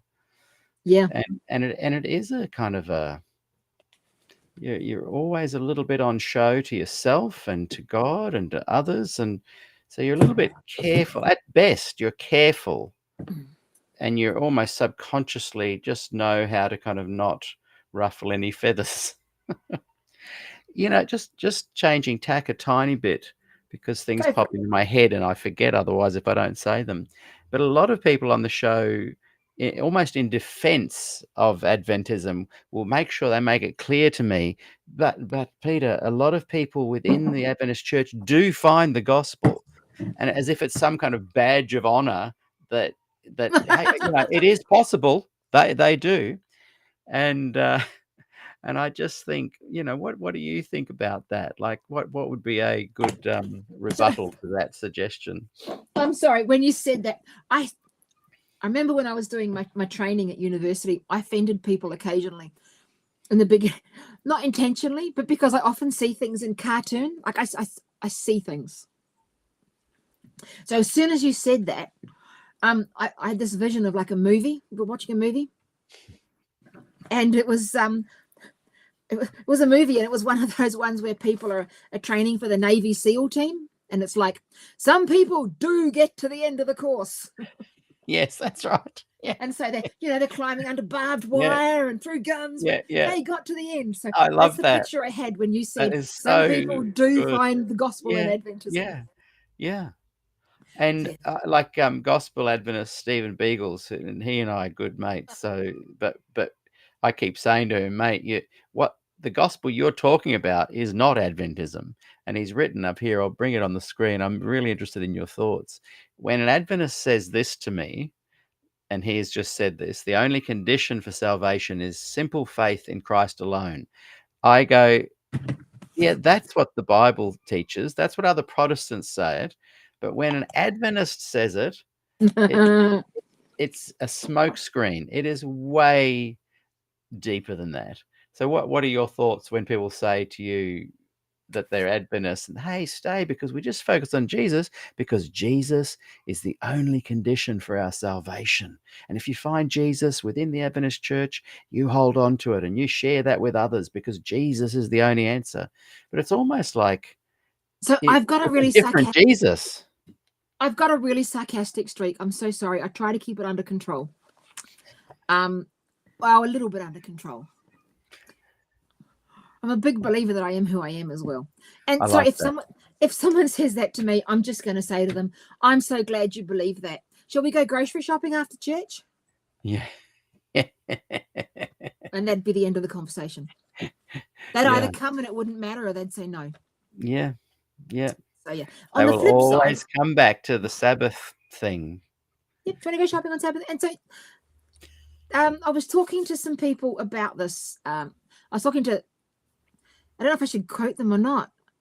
Am I allowed to quote you, Rachel? Where are you? I don't want to share your stories. I was talking to Rachel and Andrea about some of this stuff a couple of days ago. And I think Rachel put it best. And I wish she was here now to tell her story because it was hers, because it's an American story about what you just said. And she said something along the lines of, and hopefully she'll explain it properly one day to you all, along the lines of that joining the church and that whole thing is a little bit like joining a sorority. Yes, yeah. Joining a sorority. And so basically it's like you get in and that the initial bit, where's the thing gone? There's the initial bit's all done, and then basically it's up to you then to pass all the rush tests. Yes. Yeah.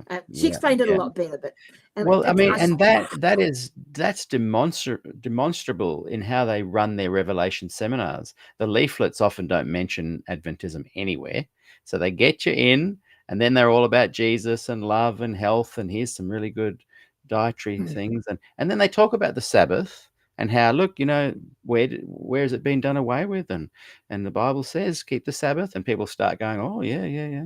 It's like a sales funnel where eventually, though, it goes, now the Sabbath must be kept in a certain way as a test, and Sunday's the mark of the beast, and it just gets into this.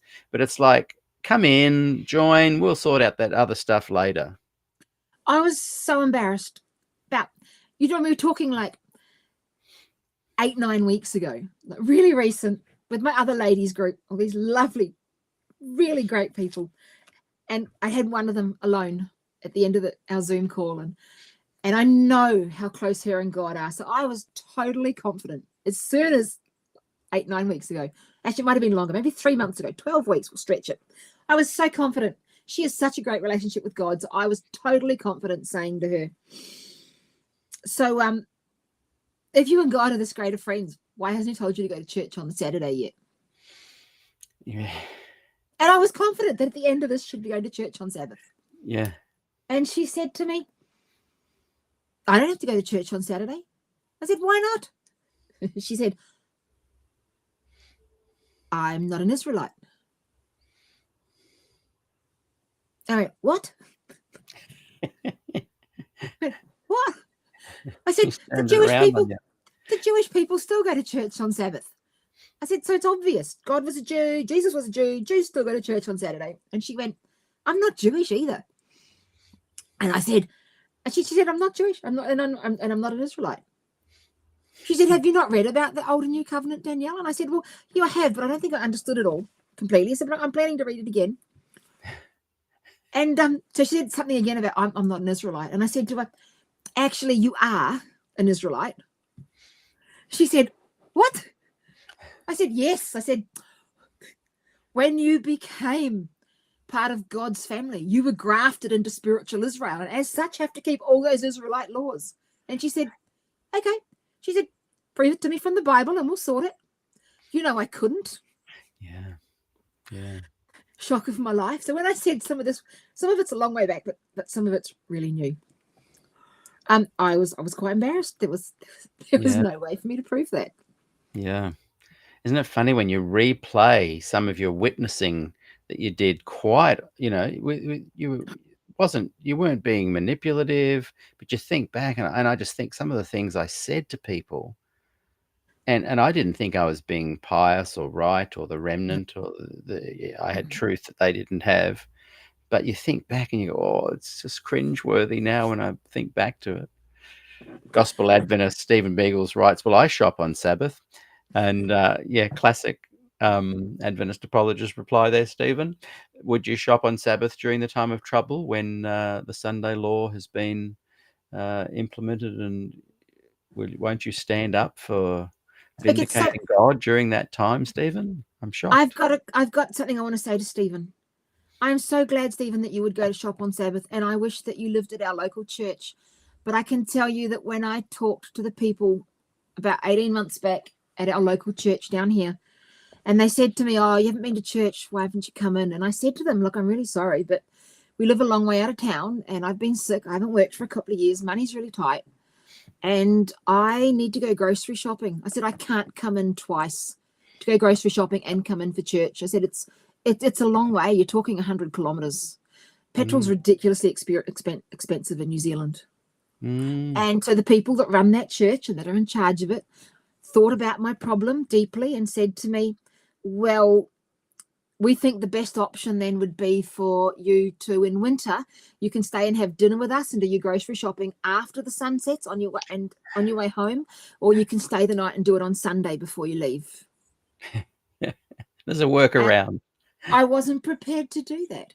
I grew up with stuff being organized for Pathfinder trips. My parents were in Pathfinders and way up in it, and I loved Pathfinders. I'm not going to diss Pathfinders, but I'm going to say that I remember my mum, when we had Pathfinder camps or stuff going on, she had to put the money in the tithe envelope to give to the Pathfinder director and seal the top of the envelope before the sunset Friday night. And then it was okay to give them the money because it had been in the envelope and sealed before the Sabbath came, and then you could give it to them at church. Oh, wow. Because you're not paying for something on Sabbath. That's another workaround, isn't it? Yeah. You're not paying for something on Sabbath if you seal it in the envelope before the sun sets. Which is exactly what the Pharisees did, and Christ admonished the Pharisees. Stephen Beagles writes, the fact that most of you don't see me as a Christian says a lot. Stephen, we see you as a Christian. We just don't see you as a Seventh-day Adventist. I follow Stephen's page. I've been sharing his posts on mine. I think he's awesome. Great stuff. Yeah. I've always said to Stephen, he's got a different thing. Like I know Miles Christian calls new Adventists people like David Asherik and Ty Gibson and these guys. I agree with him that they're trying to paint it in a new way, but the reality is they are exactly the same as the Standish Brothers, the Doug Batchelors. They are presenting traditional Adventism in a new way. Who I call new Adventists are the Des Fords. It's a new theology that they introduced, and the Steve Beagles Gospel Adventist theology is of this nouveau kind of Adventist. It grew out of the 60s. It was influenced by questions on doctrine, where Adventism wanted to present itself as more palatable to the broader Christian world. And so this whole new theology grew up. And Stephen, in many ways, I see as someone that's just following on that tradition, but he is one of the only people that speaks boldly about it. Most people that are progressive, liberal, revisionist, big tent Adventists, they're pretty quiet about it because they know they'll lose their job if they speak up too much in support of it, or they'll lose their hierarchical standing. They'll be criticized. So good on Steve Beagles for being bold in his presentations of what he believes. But I just think when you look at everything he says, apart from I do think he sees Ellen as playing a bit more of a vital role than she should, it's pretty good stuff. The funny thing is that now that I'm at a point in my relationship with God where I could actually go shopping and go to church on Saturday, I don't have any desire to go and worship with them. It's really sad, actually. That might change in the future, but at this point in time, I even left their Facebook group and the little private messenger group that we're all part of, because every single day they were posting Ellen White quotes that made me want to, I was going to be rude and say that made me want to vomit, but that's not, initially, it wasn't the truth. Initially, I left because the Ellen White quotes, it was like, here I am reading my Bible, reading stuff, taking these questions to God and starting to find peace and about the future and not so much fear about the end of time. And I'm not saying it's going to be a walk in the park, but, relieving some of the fears. And at the same time, they're posting stuff directly trying to feed what was there. Yeah. It's like I felt a little bit like I was in a canoe paddling out across a lake and there's a hole in the bottom of the canoe and I'm just, bailing out and it's leaking in faster than I can actually bail it out. It's so much easier just to hop out of the canoe. Yeah, exactly. Have a swim, get in another canoe. But again, that's a great analogy, that one of being in the Adventist canoe. You're just constantly defending Ellen. Oh, I get that. Oh, yeah, I know, but I really mean this. And it's just hard work. It was going to drown me. So I've had to leave and separate myself from it for now. Because if I was reading every day, I had to separate myself from it for now. And I've only left their little private group in the last, I don't know, probably 10 weeks. Really recent, because it's like a rubber band. It's like if you imagine a bungee jump, but instead of being a bungee jump off a bridge, the bungee's a lateral one. Okay, it's a horizontal bungee. So you're walking flat across the earth on your bungee, not jumping off a bridge with it. And so it's like, here I am trying to walk away from my fears, and I get to a certain point and they're posting stuff in their Facebook group and on their little thing so fast. That the bungee's going, pew! Keeps pulling you back. Yeah. And I'm never getting far enough away from it. Yeah, that's right. So, and I just think I had to leave. I think any kind of, again, I always say, look, mate, use your own mind, draw your own conclusions. But I think every Adventist apologist is deluded. One of these four things. They're either deluded, dishonest, disingenuous, or I've forgotten the fourth one. Deluded, dishonest, disingenuous. Yeah, anyway, it'll come to me. But they are constantly in that paradigm of defending Adventism in ways that you just can't.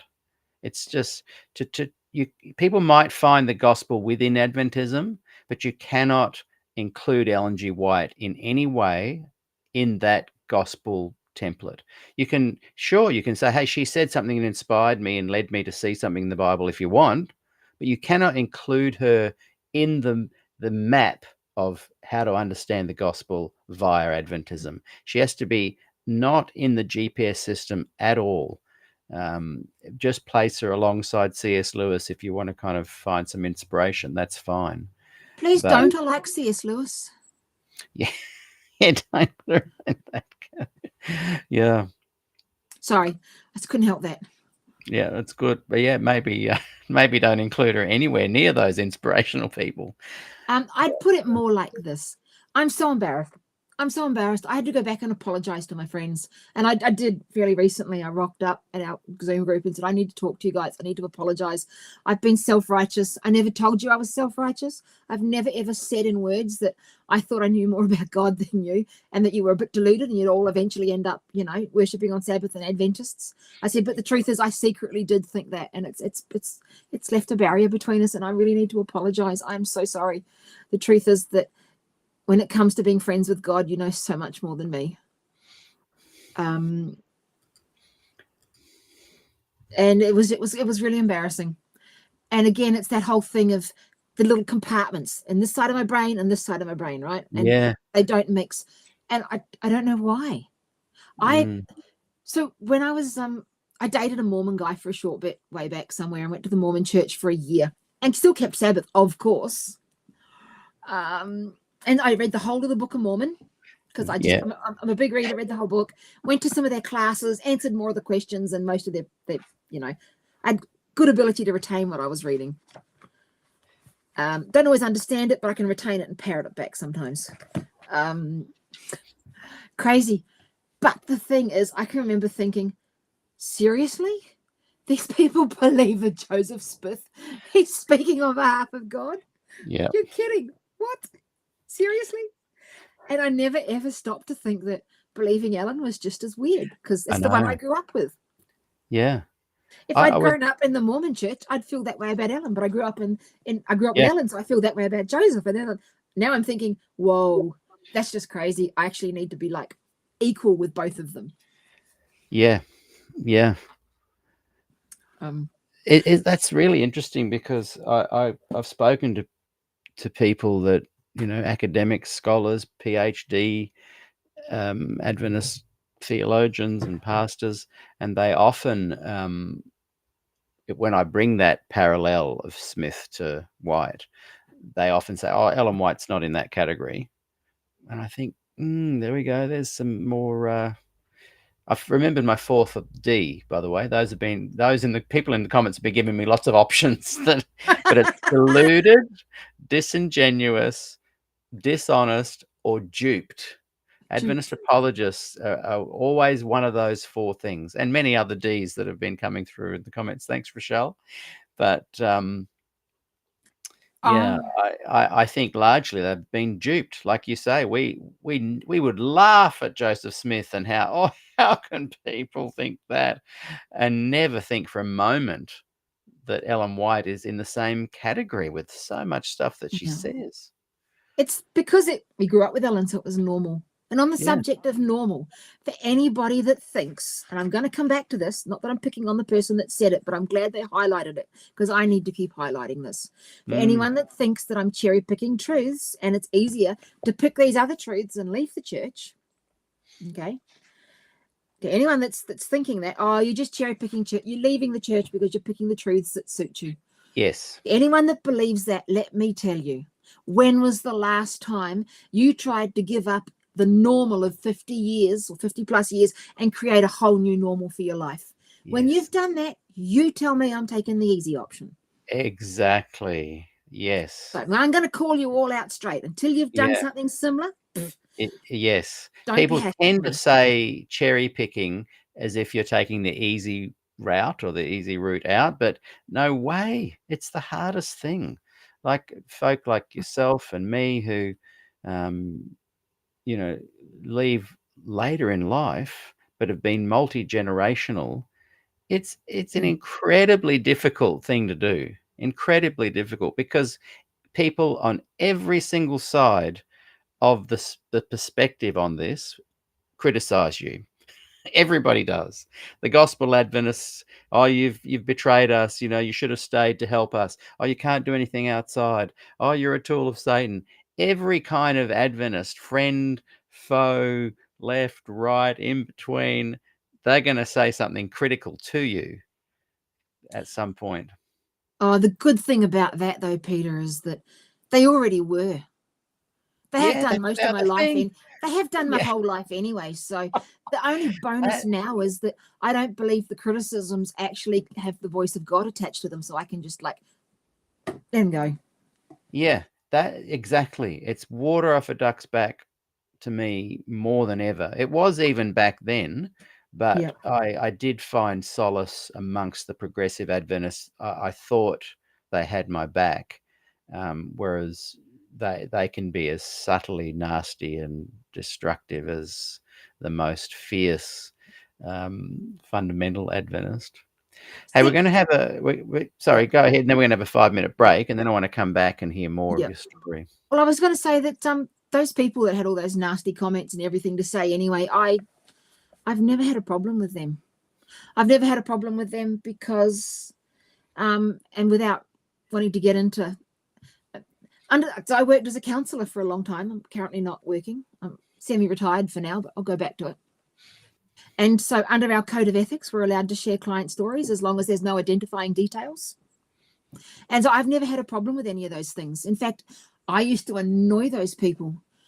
I'd annoy them. I'd rock up to church. I'm so sorry. I'm going to confess here. I've had a bad attitude all my life, according to a lot of them. I'd rock up to church.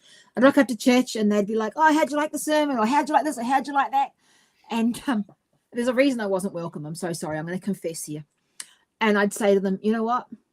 I saw a client this last week that was driving on the way to their wedding, and they slipped and took a drink of alcohol when they didn't mean to. First drink in 14 years. They had a car accident. In that car accident, they killed their fiance, their son that was sleeping on the back seat, and the head-on collision they had killed their cousin. I said, they cry every time I have therapy with them. I said, nothing you've ever shared with me in church has given me anything that I can use to help these people. I said, I'm really sorry, but the people that I'm dealing with, the people I talk to every single day, the people I'm trying to help keep alive and give hope to, you have nothing. You have nothing that you can give me to help support me to survive the trauma that I'm living through on behalf of these people. Yeah. And so vicarious trauma is a real thing. Gestalt, one of my favorite therapists ever, he was a German guy and really practical. Gestalt said, do not expect to support someone while they walk through the fires of hell and not be singed yourself. Yes. Okay? For anyone that thinks that you just sit there in a little office, it was hard. It was hard. And I got 17-year-olds saying, I crashed my car, I killed my best friend, now my girlfriend doesn't want to know me, and I had no family except for his parents, and they won't speak to me ever. I don't want to live. I mean, I'm dealing with people like this every single day, and I found nothing in the church, one, to help me survive what I was doing, and nothing that gave me any hope for them. So when I've said at any time in any of our meetings that we've had or Zoom calls, I've said, I didn't see or find anything good about the gospel in the Adventist church that I grew up in. I was desperately looking for some good news. Yeah. Because I had people that I desperately needed to give this good news to. I wasn't just searching for myself. Yeah, I was to pass it on. I was searching on behalf of people. And so, yeah, it's just, I don't have problems with any of those people because for a long time, the church has been, what was being taught was irrelevant. But I kept going because I didn't know where else to go or what to do. I hadn't found any other. That's why I kept saying, God, show me who you really are, because I knew for so long there had to be something else. And I mean, I was working in a program that was AA based, and there was a lot of higher power stuff there. And as part of the organization I worked with, and it was really hard. And it was harder to not find anything within the organization that I believed had all the answers. Yes. Yeah. So as I said, I didn't plan to leave. I didn't want to leave, and I probably wouldn't have left, except all these things occurred. Yeah. Yeah. Hey, we're going to come back, have a 5-minute break, and we'll return. I'm chatting to Dani about her leaving Adventism experience, and I'm loving this conversation, and so are those watching. So everyone, go and get yourself a hot drink or a cold drink or whatever you like, and we will be back in about 5 minutes. See you soon.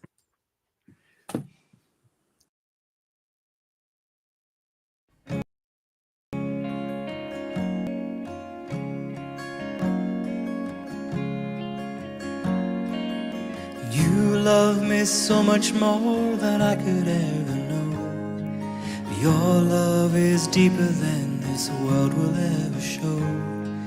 And all of life's beauty shines around this moment now. The and the cliffs, they seem to change my life somehow.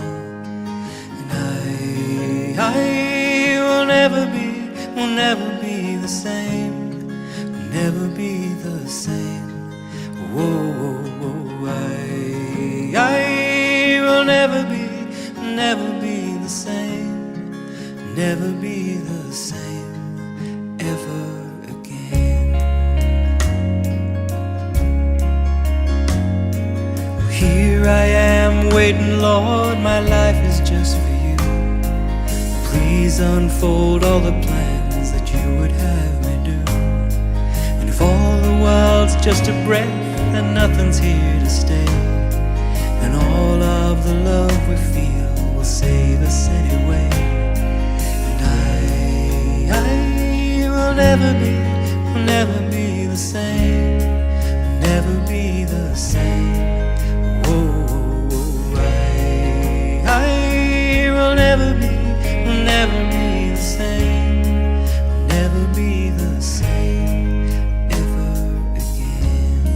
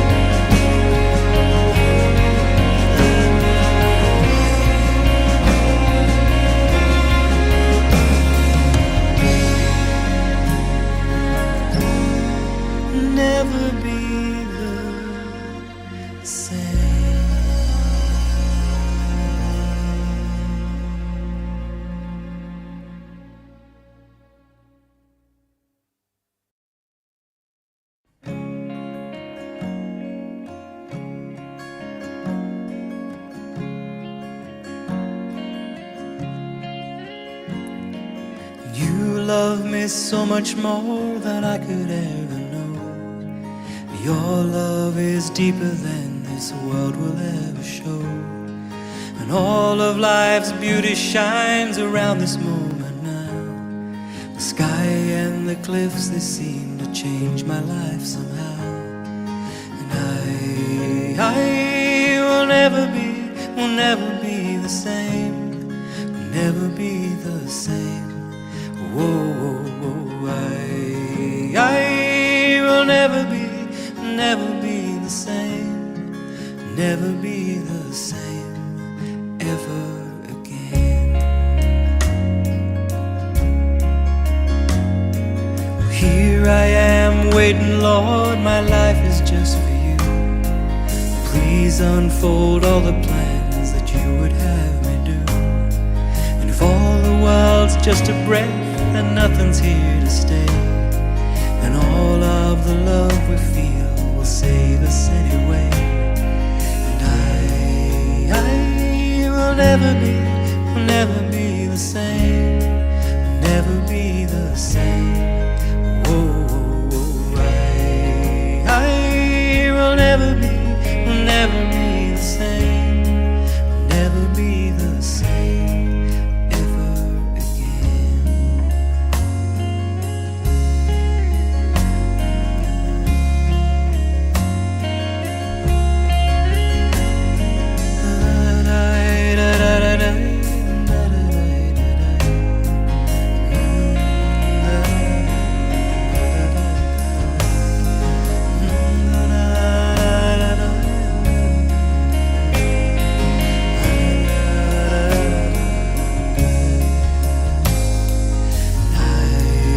I will never be the same, never be the same. Oh, I will never be the same, never be the same ever again,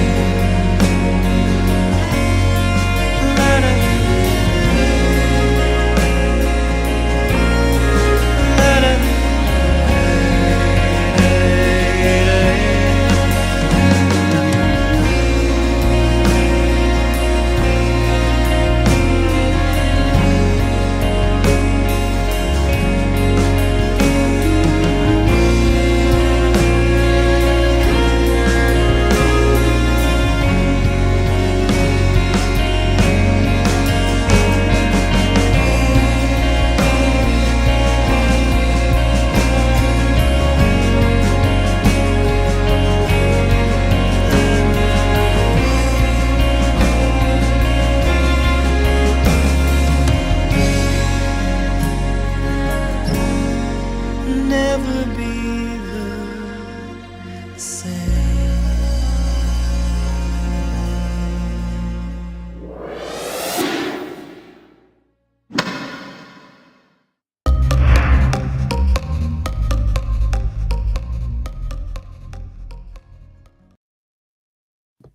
Hello and welcome back. My very special guest today is Dani Byg, and we've called today's program Dani Byg Leaves Adventism, her story. And there's lots, someone wrote in the comments, there's lots of gems today, and there sure is. I'm really enjoying our conversation. How's the nerves? You seem to have settled into flow nicely. I had no idea I had so much to say. People always say that to me. I had And no idea so much to say. And it's really easy to actually, especially when I've got the comments covered, it's really easy to forget there's just anyone not be else listening. distracted. That's right. We can get into that just like it's a conversation over a coffee. Yeah, because it's a conversation that's going to be stuck Yeah. on cyberspace forever. Now, just a quick plug. Again, I mentioned earlier, I see if it's still on the screen. I think I can bring it up. Just giving a plug here for Mike Colburn, who's running a program coming up very soon, a live Q&A with EJ Thunder Lauriston. Both of them have been on the show and incredible. If you want to find out more information about that, those of you that are watching, go and visit... Where's it gone? It's here somewhere. There we go. Oh, no. I've got it here somewhere. A link to Mike's stuff. There it is. Go and check out thethinkingcup.com and you can find out more details about it. It's on April 10 USA time, Central Pacific, 6 o'clock, I think it was. And I think that's going to be a really great program. Now, one other quick little plug. Each week, I'm re-releasing a new episode, I'm re-releasing a previously recorded interview from season 2, which is my 86 episode long season that was only going to be about 4 to 6 interviews. And it was actually my swan song. I'd started SDAQ&A a few years earlier, but it was time for me to leave altogether. But my season 2, episode 1, I thought we'll do one more. And wow, the response I had to that interview with Bill Johnson just ignited something within myself and those interested in watching this whole kind of series. And it grew from 4 to 6 interviews to 86, and they've been going super well each week. And this week I'm releasing my interview with Pastor Lloyd Grolleman, and he is quite a controversial figure in some ways. He's quite a fundamentalist traditional Adventist in one respect, but also has a real love of pastoral care, community growth, looking after people and providing a place of safety and, positive theological influence. So I'm really looking forward to watching that. That will be tomorrow at this time that we started today. So join me for that. Now, Dani, what we'll do is we'll keep chatting for a bit, and then I'm going to get you to remove your question covering up thing, and we'll take questions and comments and statements from those. So those watching, get ready to ask some questions or make some comments. And Dani, I just wanted to say one thing that you made me think of something when just before our break. The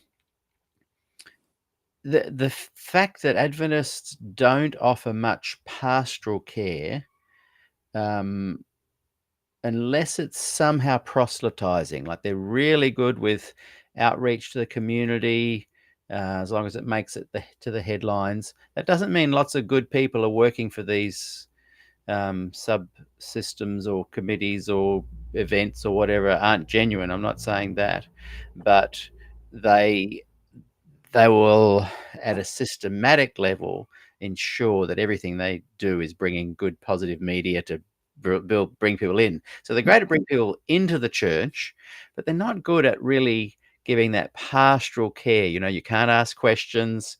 Careful how far outside the box you think. If you don't fit the cookie cutter template, you can be treated quite badly. You can be suppressed, ostracized, ignored. Perhaps that's the worst one. You're ignored, looked down upon. And so when you leave the church, it's even worse. They all kind of turn on you in some way, to some degree. And I think if they were a genuinely gospel-based, Jesus-focused pastoral care offering denomination, they would have a place at the division office or union office with someone in charge of pastoral care of those who have left the church, not to bring them back, but just to offer support and say, hey, you might experience some things, but there's nothing like that at all. So when you leave the church, you're thrown into have to seek like minds and people who are going through similar things, which I'm so glad is happening here. But yeah, what are your thoughts on the church offering pastoral care to its members in need, unless they are really towing the party line? I think it's a terrible idea. Sorry, Pete. I'm just explaining why it was a great idea. I think it's a terrible idea. Offering pastoral care? No, I'm not saying one way or the other. I'm just saying they don't do it. No, they don't do it. But I was just trying to put my thoughts. Give me a second to collect my thoughts. I guess what I'm kind of saying is that a truly Bible-based community showing and reflecting the work of Jesus reflects that and manifests that by offering wonderful support to its members, food, mental health, counseling, be there for them in a systematic kind of way.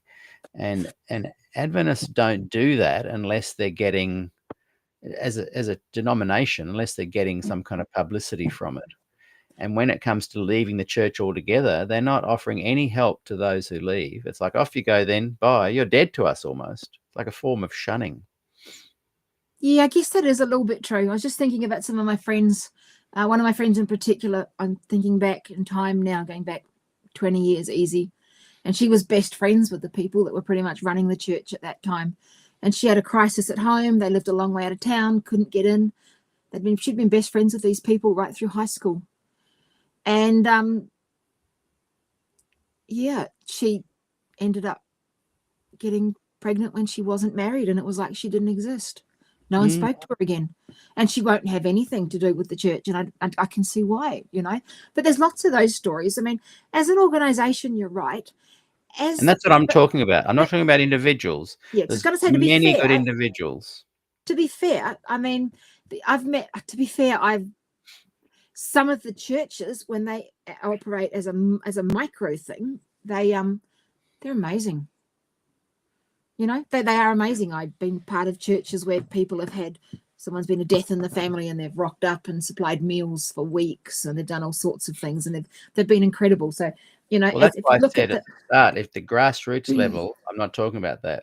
I'm not talking about individual people, churches, or even things that are set up like ADRA in the local area here. It is incredible what they do. And everyone that works for them is not thinking in any other way than they want to help people. But I'm talking as a system, it's not geared to reaching out in a systematic way to offer pastoral care to people. It relies fully on individuals that have a good heart, which is probably how it's always supposed to be. I think trying to grasp some thoughts. There's been some thoughts in my head around the pastoral care and the role of the pastor and stuff. I'm just trying to get a grip on exactly what I'm thinking, because it's not a thought that I've had before. I need to figure the thought out before I can verbalize it. Yeah.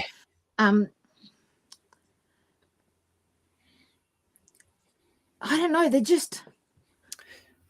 don't know. Okay. There's just something in the back of my mind bothering me, and I don't know why it's bothering me. Well, I guess I'm also referring to people who leave the church. There's nothing offered to them. There's no, hey, look, we're sorry you've left. Here's a here's a PDF of information of what you might go through. You might feel a loss of identity. Here's, check out your local area for some counselors that can help you. I just feel like there could be a real ministry for a church that truly cares about people to not just go, okay, you've left. Like people would say to me, oh, we're going to really miss you. And, sorry, and I'm like, dude, my local church, literally the lady there that I see all the time at Kurumbong said, hey, we're going to really miss you. And, all the best. I'm like, I'm going to see you next time we're running at the grocery shop, What have you been smoking? What have you been smoking, Peter? The organisation's not going to do anything to help people leave your Wally? Not help us leave, but when people have left, there's no sense of follow-up care. Of course there's not. They don't want it to occur. The more miserable you feel, the more likely you are to come back. What planet do you live on? Well, that's what I'm saying. It's not good. But I know other churches that will follow up, other denominations that follow up with people that have I don't know any left their church and just check on them, So I've got to tell you, and I should have probably started with this and not left it to all this far in the story, because who knows left listening. But the actual crunch point came for me. The actual crunch point came partway through last year, right? So I'm watching this documentary on television. My Pete records stuff that he thinks I might be interested in. And he said, so here in New Zealand, there is a real cult, like a seriously not cool cult called Gloria Vale. What's it called? Gloria Vale. Gloria Vale. Yeah, Gloria Vale. They own, 1,000 odd acres down in the South Island and over on the West Coast in the hills. They own a huge big dairy farm. They farm deer velvet, totally self-sustaining, huge big thing. There's been quite a few documentaries on television about them. And I looked at the first one, was a bit like, the last documentary I wasn't planning to watch, but it was Fascinating. So I'm watching this Gloria Vale documentary, and there was a young guy, and he had walked out of Gloria Vale.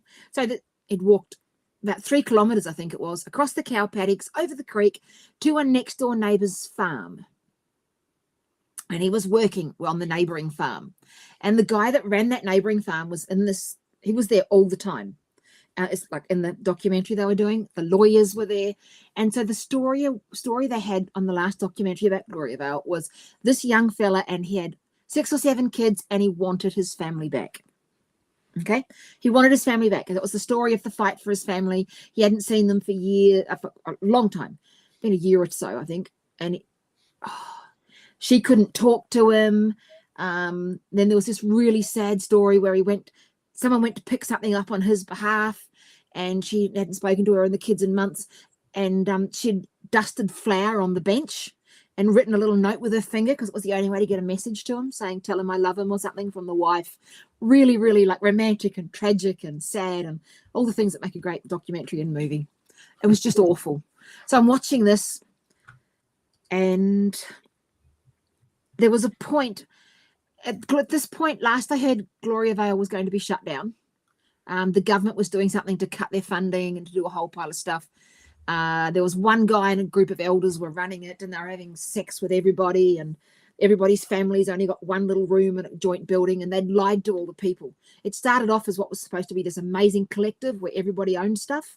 And now, 60 years down the track, people have been there. This old lady, been there her whole life, and she was one of the original founding people to discover that actually they'd cut her out of everything. And instead of owning a share of what she was working for, the couple of elders at the top own everything, and she owns nothing. Devastating. She's worked her whole life for this. It was just heartbreaking. But so I'm listening to this story, and there's a point where at the end where the lawyer, fighting to get the family back, he said, what the public that have never been, because he'd been to Gloria Vale, the lawyer himself, he'd gone and he'd talked to them, tried mediation. He said, what the people watching this, what you need to understand is that you need to understand that there's no fences. There's no security guard on the gate. Anybody can drive in or out. There's nothing.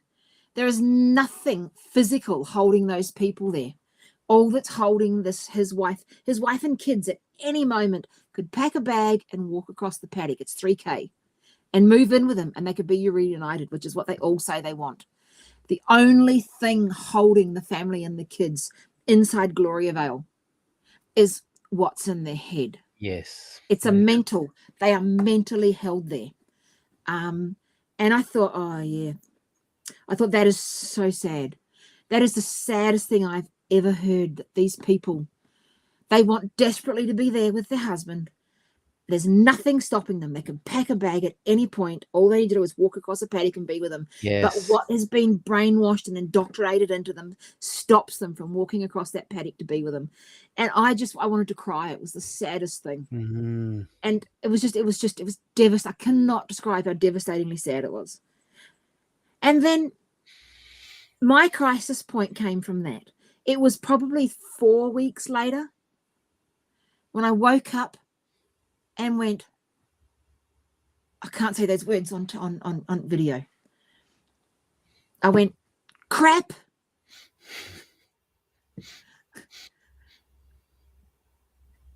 That was me. Yeah. That's me. That's me. How is my life really any different to theirs at its essence? Yeah. Of course, everyone's going to say it's different because Adventism's different. But I'm talking about, if you've ever cooked anything and you've made jam, when you boil it down to the bottom essence of things, I realized that my story was no different to theirs. And it was just a crushingly devastating moment, because having seen it in someone else's story first and having felt that overwhelming amount of emotion for them, there was then no way there was going to be anything less than that same overwhelming amount of emotion for me when I realized that actually me too. As to all the things that were holding me. So it's not like some people say about the whole prison thing. I'm not going to call it a prison. I'm just going to say that I'm not comparing Adventism to Gloria Vale. I'm just saying that my experience was that I realized that the same mental ties that were binding them were binding me. And Yes. what my Pete's got a favorite story that that he tells to everybody. He's actually really wise. And for anyone that's thinking how and why, I mean, I'm relatively intelligent, I'm educated, have lived after that in the real, what people call the real world, and other bits and pieces, and that, and so the how and why, the stuckness. My Pete has this great way of telling the story, and what he says is this. He says, how could it be any other way?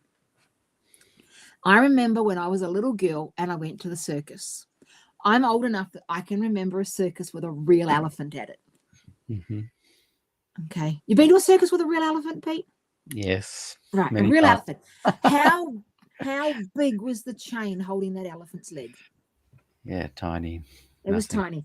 Okay. And why? Why does the elephant not break that chain and walk away when it knows it can? Yeah. It doesn't break the chain because it was chained when it was too young to break the chain. And Yeah. it grew up never knowing that it could.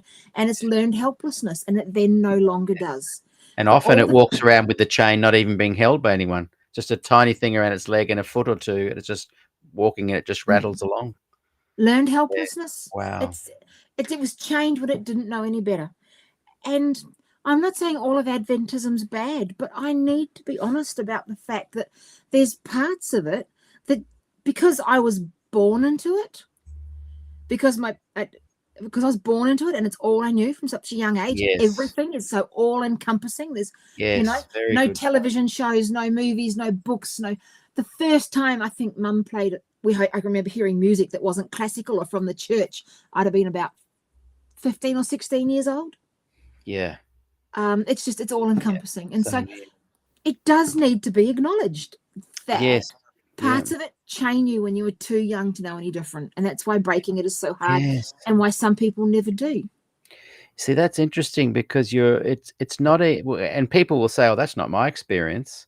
But Lucky them. it shows it's your experience because you would not leave. If you, and I loved what you said earlier about source and resources. Glenn Vale, was it that you said? And Gloria Vale and Adventism have this very similar thing going on where the door's not locking you in, but because it's claiming to be the source, we are the remnant. We have the Sabbath. We are the people that have the spirit of prophecy. We are the people for these end times. We are the source and not a resource. And I've said this many times lately, and a good friend of mine, I help out with his social media stuff. He does a Christian program, never been an Adventist. And he literally just said to me the other day that he's going to the local Anglican church, I think it was. And prior to that, it was the Baptist. And prior to that, he was involved with a kind of a uniting church group. There is never any stigma to going, hey, I'm just going to fellowship with these guys over here. But because there is a stigma with Adventism to do that, you don't even have to go, well, what are all the things wrong with Adventism? That one thing alone suggests a deep problem. Because if you're too scared to just say, hey, look, hey, guys, I'm going to go and join the Baptist for a little while. Oh, no worries. If you can't do that, something's wrong with your religion. I must have been about 22, 23. And I remember meeting God so strongly in the Baptist church. I still kept Sabbath strictly, but I went to the Baptist church on Sunday. And I still have the most amazing memories of the people I met there and the God I met in the Baptist church. And the head elder of the church I was attending at the time, he was not being nasty. He is a really kind, nice person. Okay. I will defend to the nth degree that he is nice. And he came up and he said to me one day, he said, the first thing I didn't mind, the second thing upset me. The first one he said was, you've been going to the Baptist church? I said, yes. He said, they go to church on Sunday? I said, yes. Mark of the beast. He said, do they actually worship the same God as us? Yeah. Whoa. See, this confirms what we're saying. And he wasn't being mean. He was genuinely asking what I thought. And then the other thing that came up probably a week later after that, which was quite upsetting. And again, he was not being nasty or sarcastic. I can recognize sarcasm. I come from a sarcastic family. He was asking a real question from someone he thought might answer him. And he said to me, I'm just wondering, do you think the voice of God actually gets past your earrings? Oh, yeah, love it. Wow. I had my ears pierced. Before you finish up and go to the questions, I just want to share one more thing from my diary. And I'm going to preface this with saying that I shared this little thing from my diary with my Adventist friends, and they were not surprised. It didn't even impact them. They had no feelings about what I'm about to share. When I shared it with my friends that aren't Adventists, they were absolutely horrified that I could think this way about God. Okay, so this is from November last year. So my girlfriend Ruthie was going away, and she'd said to me, I'm so excited. I've got to drive 8 hours to where I'm going. And she said, I'm going to have the longest talk to God. It's going to be so great. She said, I'm going to play music. I'm going to sing with him. We're going to chat. She said, I've got some serious questions I expect him to answer. And she was so excited. And I thought, I drive an hour to town. I really need to try talking to God more in the car. So the same morning that she set off over there in America, because she lives over, I decided, I was here in New Zealand. A few hours later, I'm heading off as well. So this is from Friday the 15th of November, and I've written in my diary, driving to town in the car, me. Growing up in the Adventist church, my version of it, I've always had this feeling that I shouldn't actually pray out loud because the devil might hear what I'm asking for, and then he might answer my prayers instead of God, but he can't hear my thoughts, so I need to keep them secret. And there's this weird stuff in my head that I don't know how and quite where it came from. Whether it came directly from the church or just other weird stuff that I came about. But anyway, I ended up in this place, lived there all my life. Friday, 15th of November last year. Driving to town in my car. Me, Papa, do I actually need to speak my thoughts out loud for you? God, what stops you speaking out loud? Me, well, if you were a real person, it'd be also me. Oh. I didn't want to speak my thoughts out loud because he wasn't a real person. If it was you sitting in the car with me, I'd be talking out loud to you. And then, so that same night, I went out and some local people here, they own a hall, and every time they want to fundraise for the hall, they just have a music night.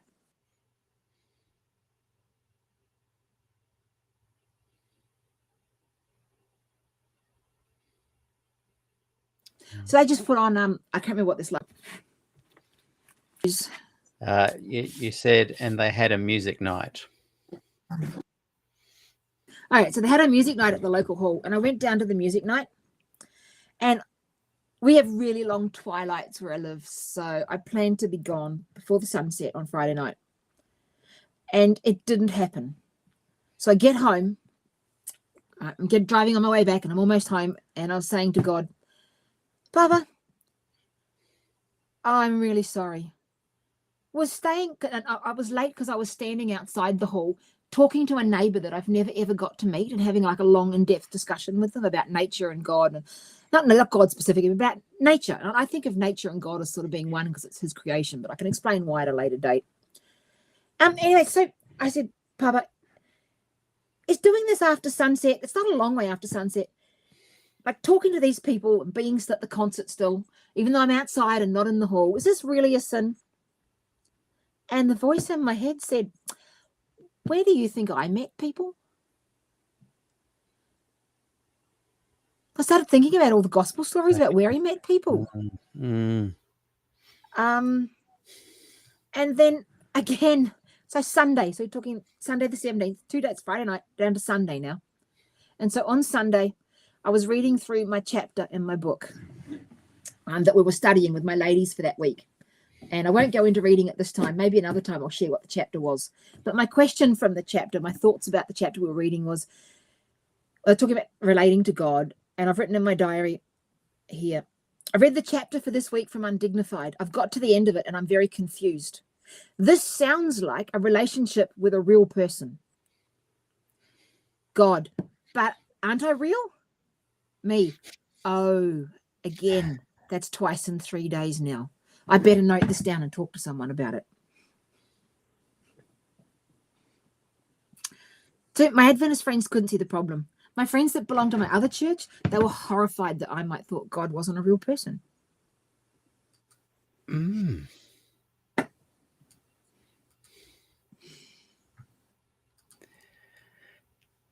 How long ago was that you wrote those? 15th to the 17th of November, 2024. Yeah, so this is recent epiphanies. So how real's God to you, Pete? Yeah. Or to anyone listening? Yeah. Moto Sapien said something earlier, and so did Tony, about that, and how understanding that concept of how real he is very important to grasp.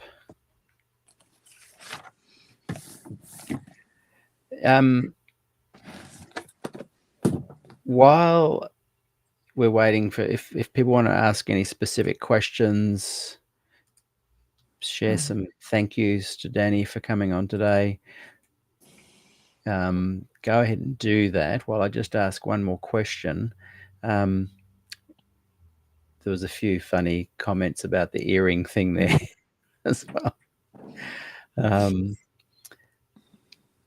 Just reading through some of the comments. Guarding the edges of the Sabbath. Yeah, Ellen White quotes that quite a bit, doesn't she? Angela says, my prayers are with my eyes open driving my car. My best prayers are when my eyes are open. Yep. She didn't say if they're out loud or quiet, though. Yeah. I'm genuinely curious how many people speak out loud to God or just in their heads. Just genuinely curious about stuff like that, but that can come up another time. I'll put it up in one of our chat groups. I'm interested if people want to actually answer that. It wasn't a rhetorical question. When you pray, do you pray out loud or just in your mind? So what do you think that says? If you do both, or if you do one or the other? I don't think it says anything necessarily. Just to me, my experience was that, twice in the space of 2 days, I said to God, well, actually, I'd talk out loud to you if you were like a real person. If I was talking to a real person, I'd be talking out loud, but the implication being you're not. So I'm not talking out loud, and it'll be different for everybody. I can only speak to what I hear for me. Yeah. I can what works for you? What floats your boat, kind of thing? Not even that. It's just I can only speak to what God is saying to me. Okay, and to me, someone could have an exact same moment, and God could use it to teach them a different lesson. To me, he used it to highlight the fact that somewhere inside me, I was carrying some sort of a belief, or that I was carrying some stuff about him not being real that I didn't realize was there. Because if someone said to me, is God real? I would say, absolutely, yes, God is real. So for me, it was just a way. It was just a story where God got to highlight that actually they were part of my beliefs and actions that didn't match my thoughts. To me, it's important. If I come to a new decision or a new conclusion, or God shows me something different about himself, that's really cool. And sometimes it takes a bit longer for my actions to catch up with my beliefs. And I think it's good to inventory that our actions do match our beliefs, which is why I messaged my friend and said, this is what I've learned recently about the church and about Ellen White. And did you know that the church paid someone hundreds of thousands to do a 6-year report on it? And he was like, yeah, I've known that for 20 years. And I was like, well, why the hell didn't you tell me about it? Yeah.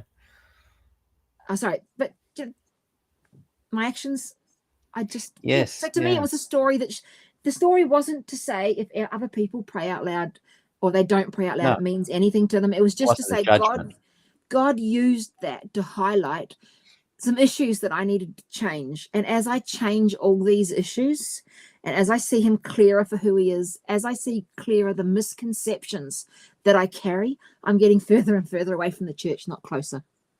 Yeah. I can't change that. Yeah. Well, I think one of the dangers of staying in the fringe, always justifying it, but thinking you're pretty hip and cool, being a bit more revisionist, thinking you're going to make changes, I think that can lead to a lifetime of just being a bit held in a loop and not true growth. If you truly make the decision to stay, then go for it. Become a full-on Adventist. I think that's going to be more mentally helpful for you. If you're on the fringes, in some ways you're better to jump out and test the waters of leaving, because you will find some hard times, but some massive growth starts taking place that you can't stop. Yeah. Whereas for some reason on the fringes, always, allowing Adventism to hold that tension of the elastic band, just pulling you back, you're just not actually, in my humble opinion, it sounds a bit arrogant, but for me anyway, the growth started when I left. There was pain, there was all sorts of confusion, all of that stuff, but the excitement, the liberation, the freedom. I looked down the elephant that I am and saw the chain there, and I flicked it off, and I thought, oh, okay, I can still be in this ring if I want to, but I can also go over there. And that freedom from the perceived boundary allowed me to start this cascade of growth. Yeah, and you just can't stop it. Once you've started, you can't stop. Yeah. And so when I talk to people like Stephen Beagles and people that are gospel, fringe, progressive, liberal, Big Tent Adventists, they spend a lot of their time using their brain to justify their staying and the good reasons for it. And I'm doing good, and I'm this and this, and I'm showing the gospel to people. But they're forgetting that they're stopping that beautiful cascade of growth that occurs when you truly just let go and you chop the chains that have been not even really holding you back in the first place, perceived to be holding you back.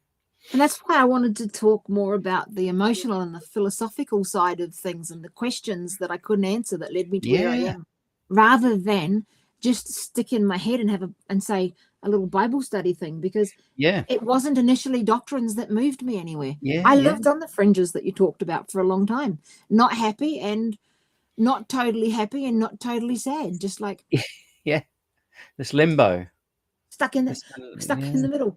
And it was Adventist limbo land. Well, that's a scary place to be, especially when you've been told all your life and you're still being told. If you're in that limbo spot on the edge, that's a lukewarm spot. And that lukewarm spot means that you're part of the Laodicean church. Yeah. And I knew that things were in between, that I wasn't high nor low about anything.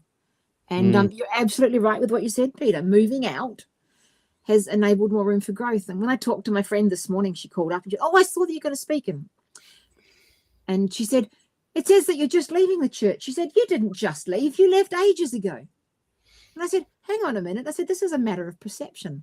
I said, I haven't been attending because I live over an hour out of town. I said, and I know you resigned your membership last year. I said, but you resigned your membership and now you attend twice as often. Yes. See, this is all about that chain that's around the elephant's leg. I said, I just... Does she still have it on? I don't know. I just said it's different, because I said I may have physically stopped attending. I said, but this is about emotionally untangling. Like I said, emotionally untangling the spiritual truths and the things I want to keep. That I see. Yeah. And that demonstrates, and she sounds like someone that'd be great to have on the show as well. It'll happen. I'm not judging in any way. Oh, I'd love to. Yeah. And I'm not judging when I said about, some people still have that chain on them or not. I'm not saying she does, because we all move at different times, different ways of thinking. And it'd be great to chat to her. Hey, let's read a few comments. Because the thing I find revolutionary about this conversation is you have been talking about these philosophical ideological approaches and how you felt about things. And I love when interviews go into, and then Ellen White said this and she didn't do that, and what about the food for worm stuff? You know me, I love that stuff. But I think it's important to have had a discussion where we haven't really gone, oh, I don't like this particular doctrine because of this, and boy, that doesn't add up because of that. You know, to try and make Adventism some kind of thing that needs to add up in a way or not add up in a way can be an endless discussion as well. But some of the things we've landed on today, like the chain around the elephant's foot, the glory veil, you know, you can actually check out any time how it's similar to Adventism in that the source claims rather than a resource just hold you in, because you think, oh, if I go anywhere else, I'm stepping out of the source. And so it's led to some really great insights today, Dani. I really appreciate this. I feel like I'm running out of energy now. You said just keep going till I ran out of steam. Well, I'm running out of steam fast. Well, so can I say one last thing, and then you can wind it up however you want to do it? Sure. I guess one of the other things all the way through that got me thinking about stuff is the Bible that I saw for most of my life. It was almost like it was a book about tips and techniques. The Bible I met as a teenager and as a kid and through my years in the church, it was like a book of tips and techniques. And for the people that didn't meet that version, I'm so happy for you. But the version I met in the church I attended, the Bible was a book of tips and techniques. It was dry, sort of. That is interesting.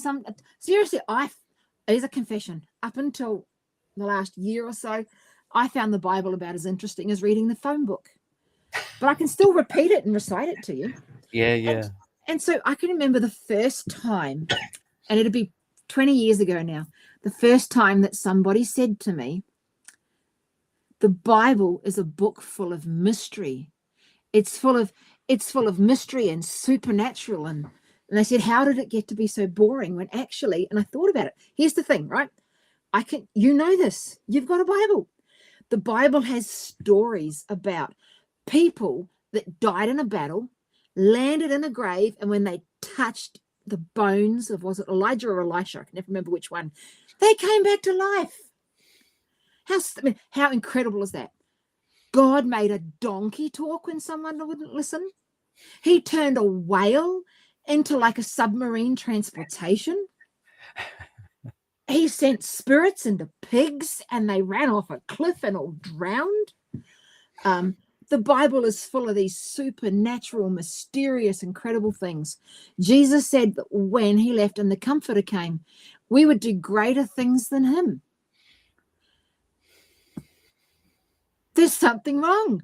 Where's my greater things? Where's my greater things? Well, how did the Bible get to be so dry? How did the religion I met get to be so dry and boring when the Bible is full of all those really like cool things? There's nothing dry and boring about a whole sea opening up and someone walking through the middle of it. Water coming out of a rock. Moses kept turning his stick into a snake. What would you do if you went to church next week and somebody dropped their stick on the ground and it turned into a snake? Are you going to think, wow, they're of God? Certainly wouldn't be bored. You're not going to think they're from God either. No.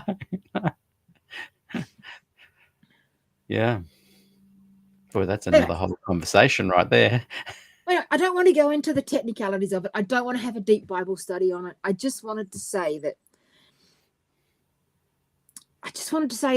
I think it's sad that the mystery and the wonder and the, you know, that somehow it's been taken out of it and it's been turned into like tips and techniques of how to get to God. Here's your little formula. Here's the tips. Here's a few techniques. You'll be right. We'll see you in heaven, mate. Yeah. With none of the mystery in this. I'll be coming up to 9 years leaving on April 15. And I can say that it's only the last 6 months that I have a reignited passion in finding out about the gospel. I certainly have enjoyed going back to the fundamentals, the common ground of the four gospels, and what was Jesus teaching, and what do these parables mean. I've really enjoyed that. But that was more of an anchoring me. That was more of a, hang on, you've got to keep some things the same that before, but just without all the peripheral stuff. But just now, in the last 6 months, particularly since we've been having our Good News Fellowship every week and book club, I'm like, oh, wow, actually, I can't wait to hear what, whoever the presenter is. And we've got, like, here's the list of all the people that have presented on our program.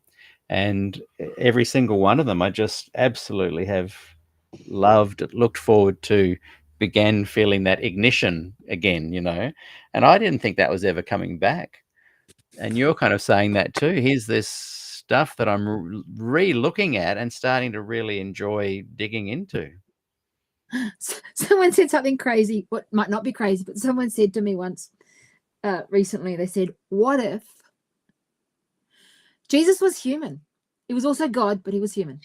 I don't know how to, don't ask me about the technicalities of that. I'm not getting into a religious discussion of something that I cannot discuss because I do not understand it. But question, I like questions. What if Jesus walked on water because it was the quickest way to the other side of the lake?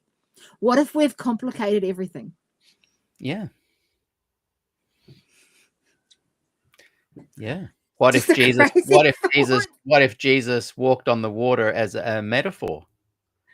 And we're making it even more complex, saying it was a miracle. What if he was just saying, hey, when you follow my teachings, life will be so easy. It'll be like walking on water to the other side, the fastest way to freedom. Just asking questions.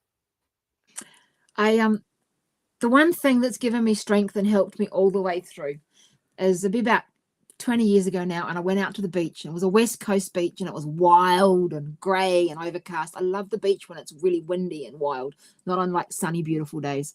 And I went out to the beach, and it had been such a rough year. And I'm standing out there in knee-deep water, and I'm just oh my goodness, I was so angry with God. I was so not impressed with him. Life was so awful. I was so upset, you're in the moment. And I'm standing there in the waves, talking to him, and all I can see as I look out to the ocean and these knee-deep waves, all I can see is just the waves like bigger and bigger and bigger. I'm looking out to the ocean, and I'm knee-deep in the water, and the waves they're huge. And I'm complaining to him. All I can see is these giant waves. And I'll never forget. And I was like, I don't know how long I stood there for. It felt like an hour, but probably it wouldn't have been. And I just said, I give up. I'm going home. I got back up to the car park.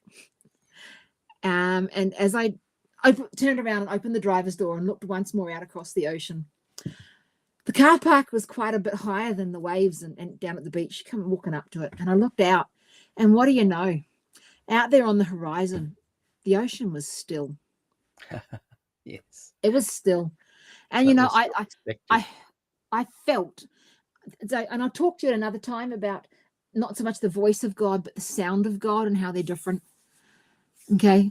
And I felt the sound of God speak to me through that rather than a literal voice in my head. And he said, when you're that close to the problem, all you can see is the waves.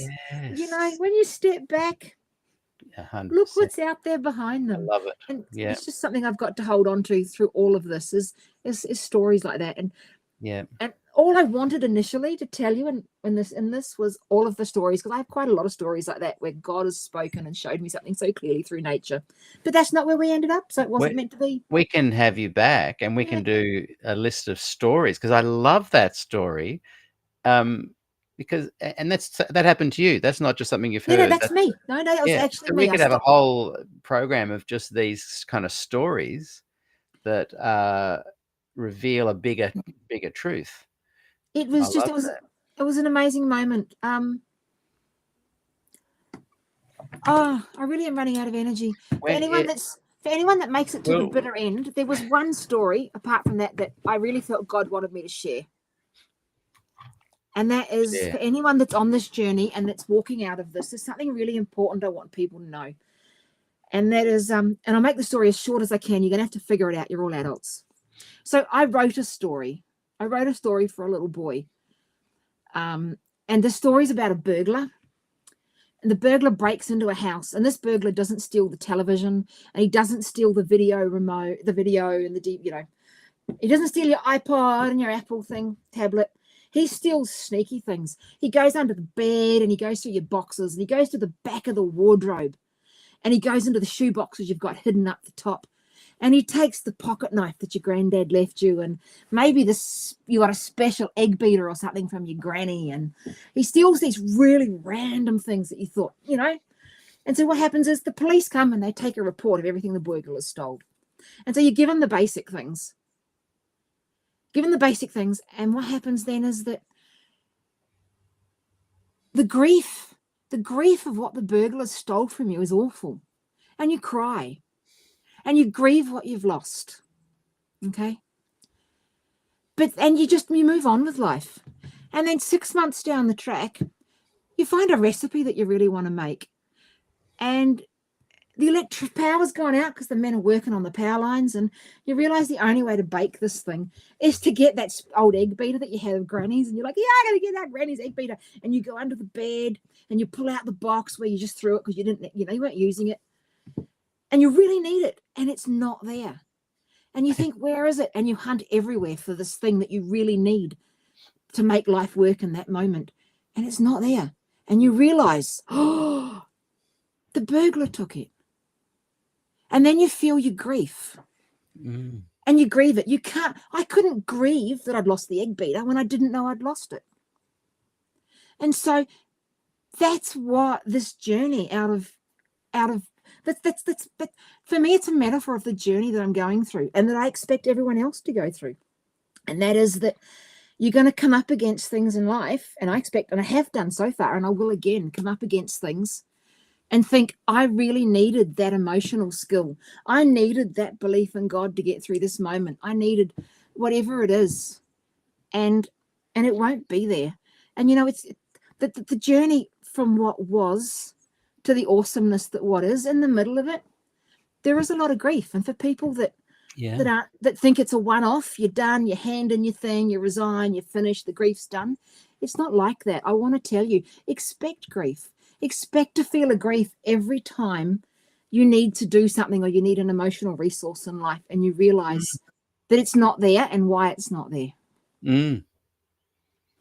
And an interesting thing, I don't know if it was part of your intention, but when the thief took the egg beater, there was a period of time when it was gone, but the person didn't know it was gone. They grieve when they realize it's gone, yes, even though it was already gone. And a lot of my Adventist experience was going, it was gone actually a long time ago, but I only just realized it had gone. And that's the whole point. I just wanted a story to give people context to feeling a grief now for something that's been gone for 10 years. Yeah, I love it. Feeling a grief next week, and to know that it's normal and that it's okay. And if you expect these things, I don't think they hit you as hard.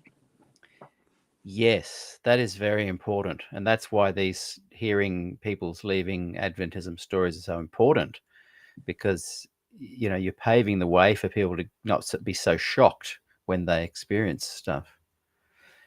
We're going to let you go, and you've done a valiant job. I've really enjoyed chatting with you. Bring up a couple of comments just to finish.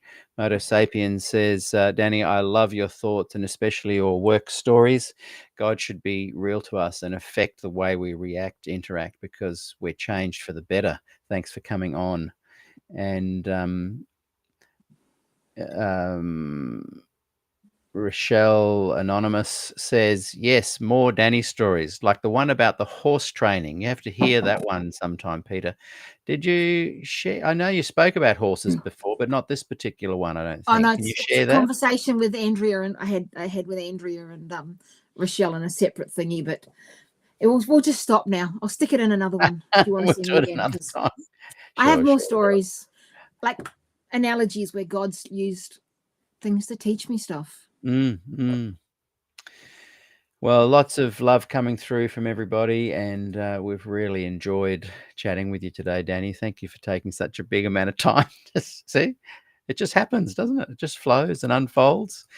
Hey, everyone watching, if you just lean forward, whether you're watching YouTube or Facebook or whatever platform you're on, if you just click the like button or the follow button or write a comment, you would be amazed how a big difference that makes to the algorithm. So please just, if you can just do that one thing, it really helps. The other little sneaky thing I've discovered that YouTube does, not Facebook, but if you're watching on YouTube, if you immediately having finished this, go and watch another SDA Q&A program for 3 minutes. That's all you need to do.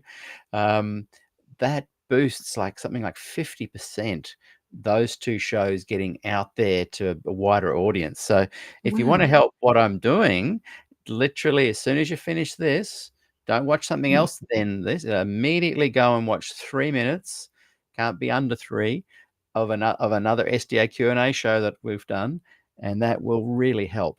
And those of you that have a couple of dollars you'd like to throw my way, that's you can do that over there at PayPal. .me/Peter Dixon Music. That really helps. And for my interview tomorrow, Lloyd Grolleman is going to actually join me, and we're going to watch the re-release of season 2, episode 7, I believe. It might be 8, the one I did with him. And we'll watch it all together, and then he's going to add some commentary afterwards. I still don't have a sponsor for that one, so if you'd like to promote your book or church or website or just put your name to it, that would be fantastic, because I'm trying to get sponsorship on these Des Ford Glacier View re-release series because it is so time consuming getting them ready. But anyway, thank you again, Dani. I've had a good time. Did you enjoy yourself, even though you seem like you need to go and have a nice long bath now? And I've got to go to it wasn't that hard, really. You'll be a regular now. It was just odd that I took all these notes and I think Rochelle said it happens that some way. I took all these notes and then didn't end up talking about most of the stuff I documented. We just well, I often say to people, like, doing a show is not the end. It's the beginning of a conversation. So we're going to have you back.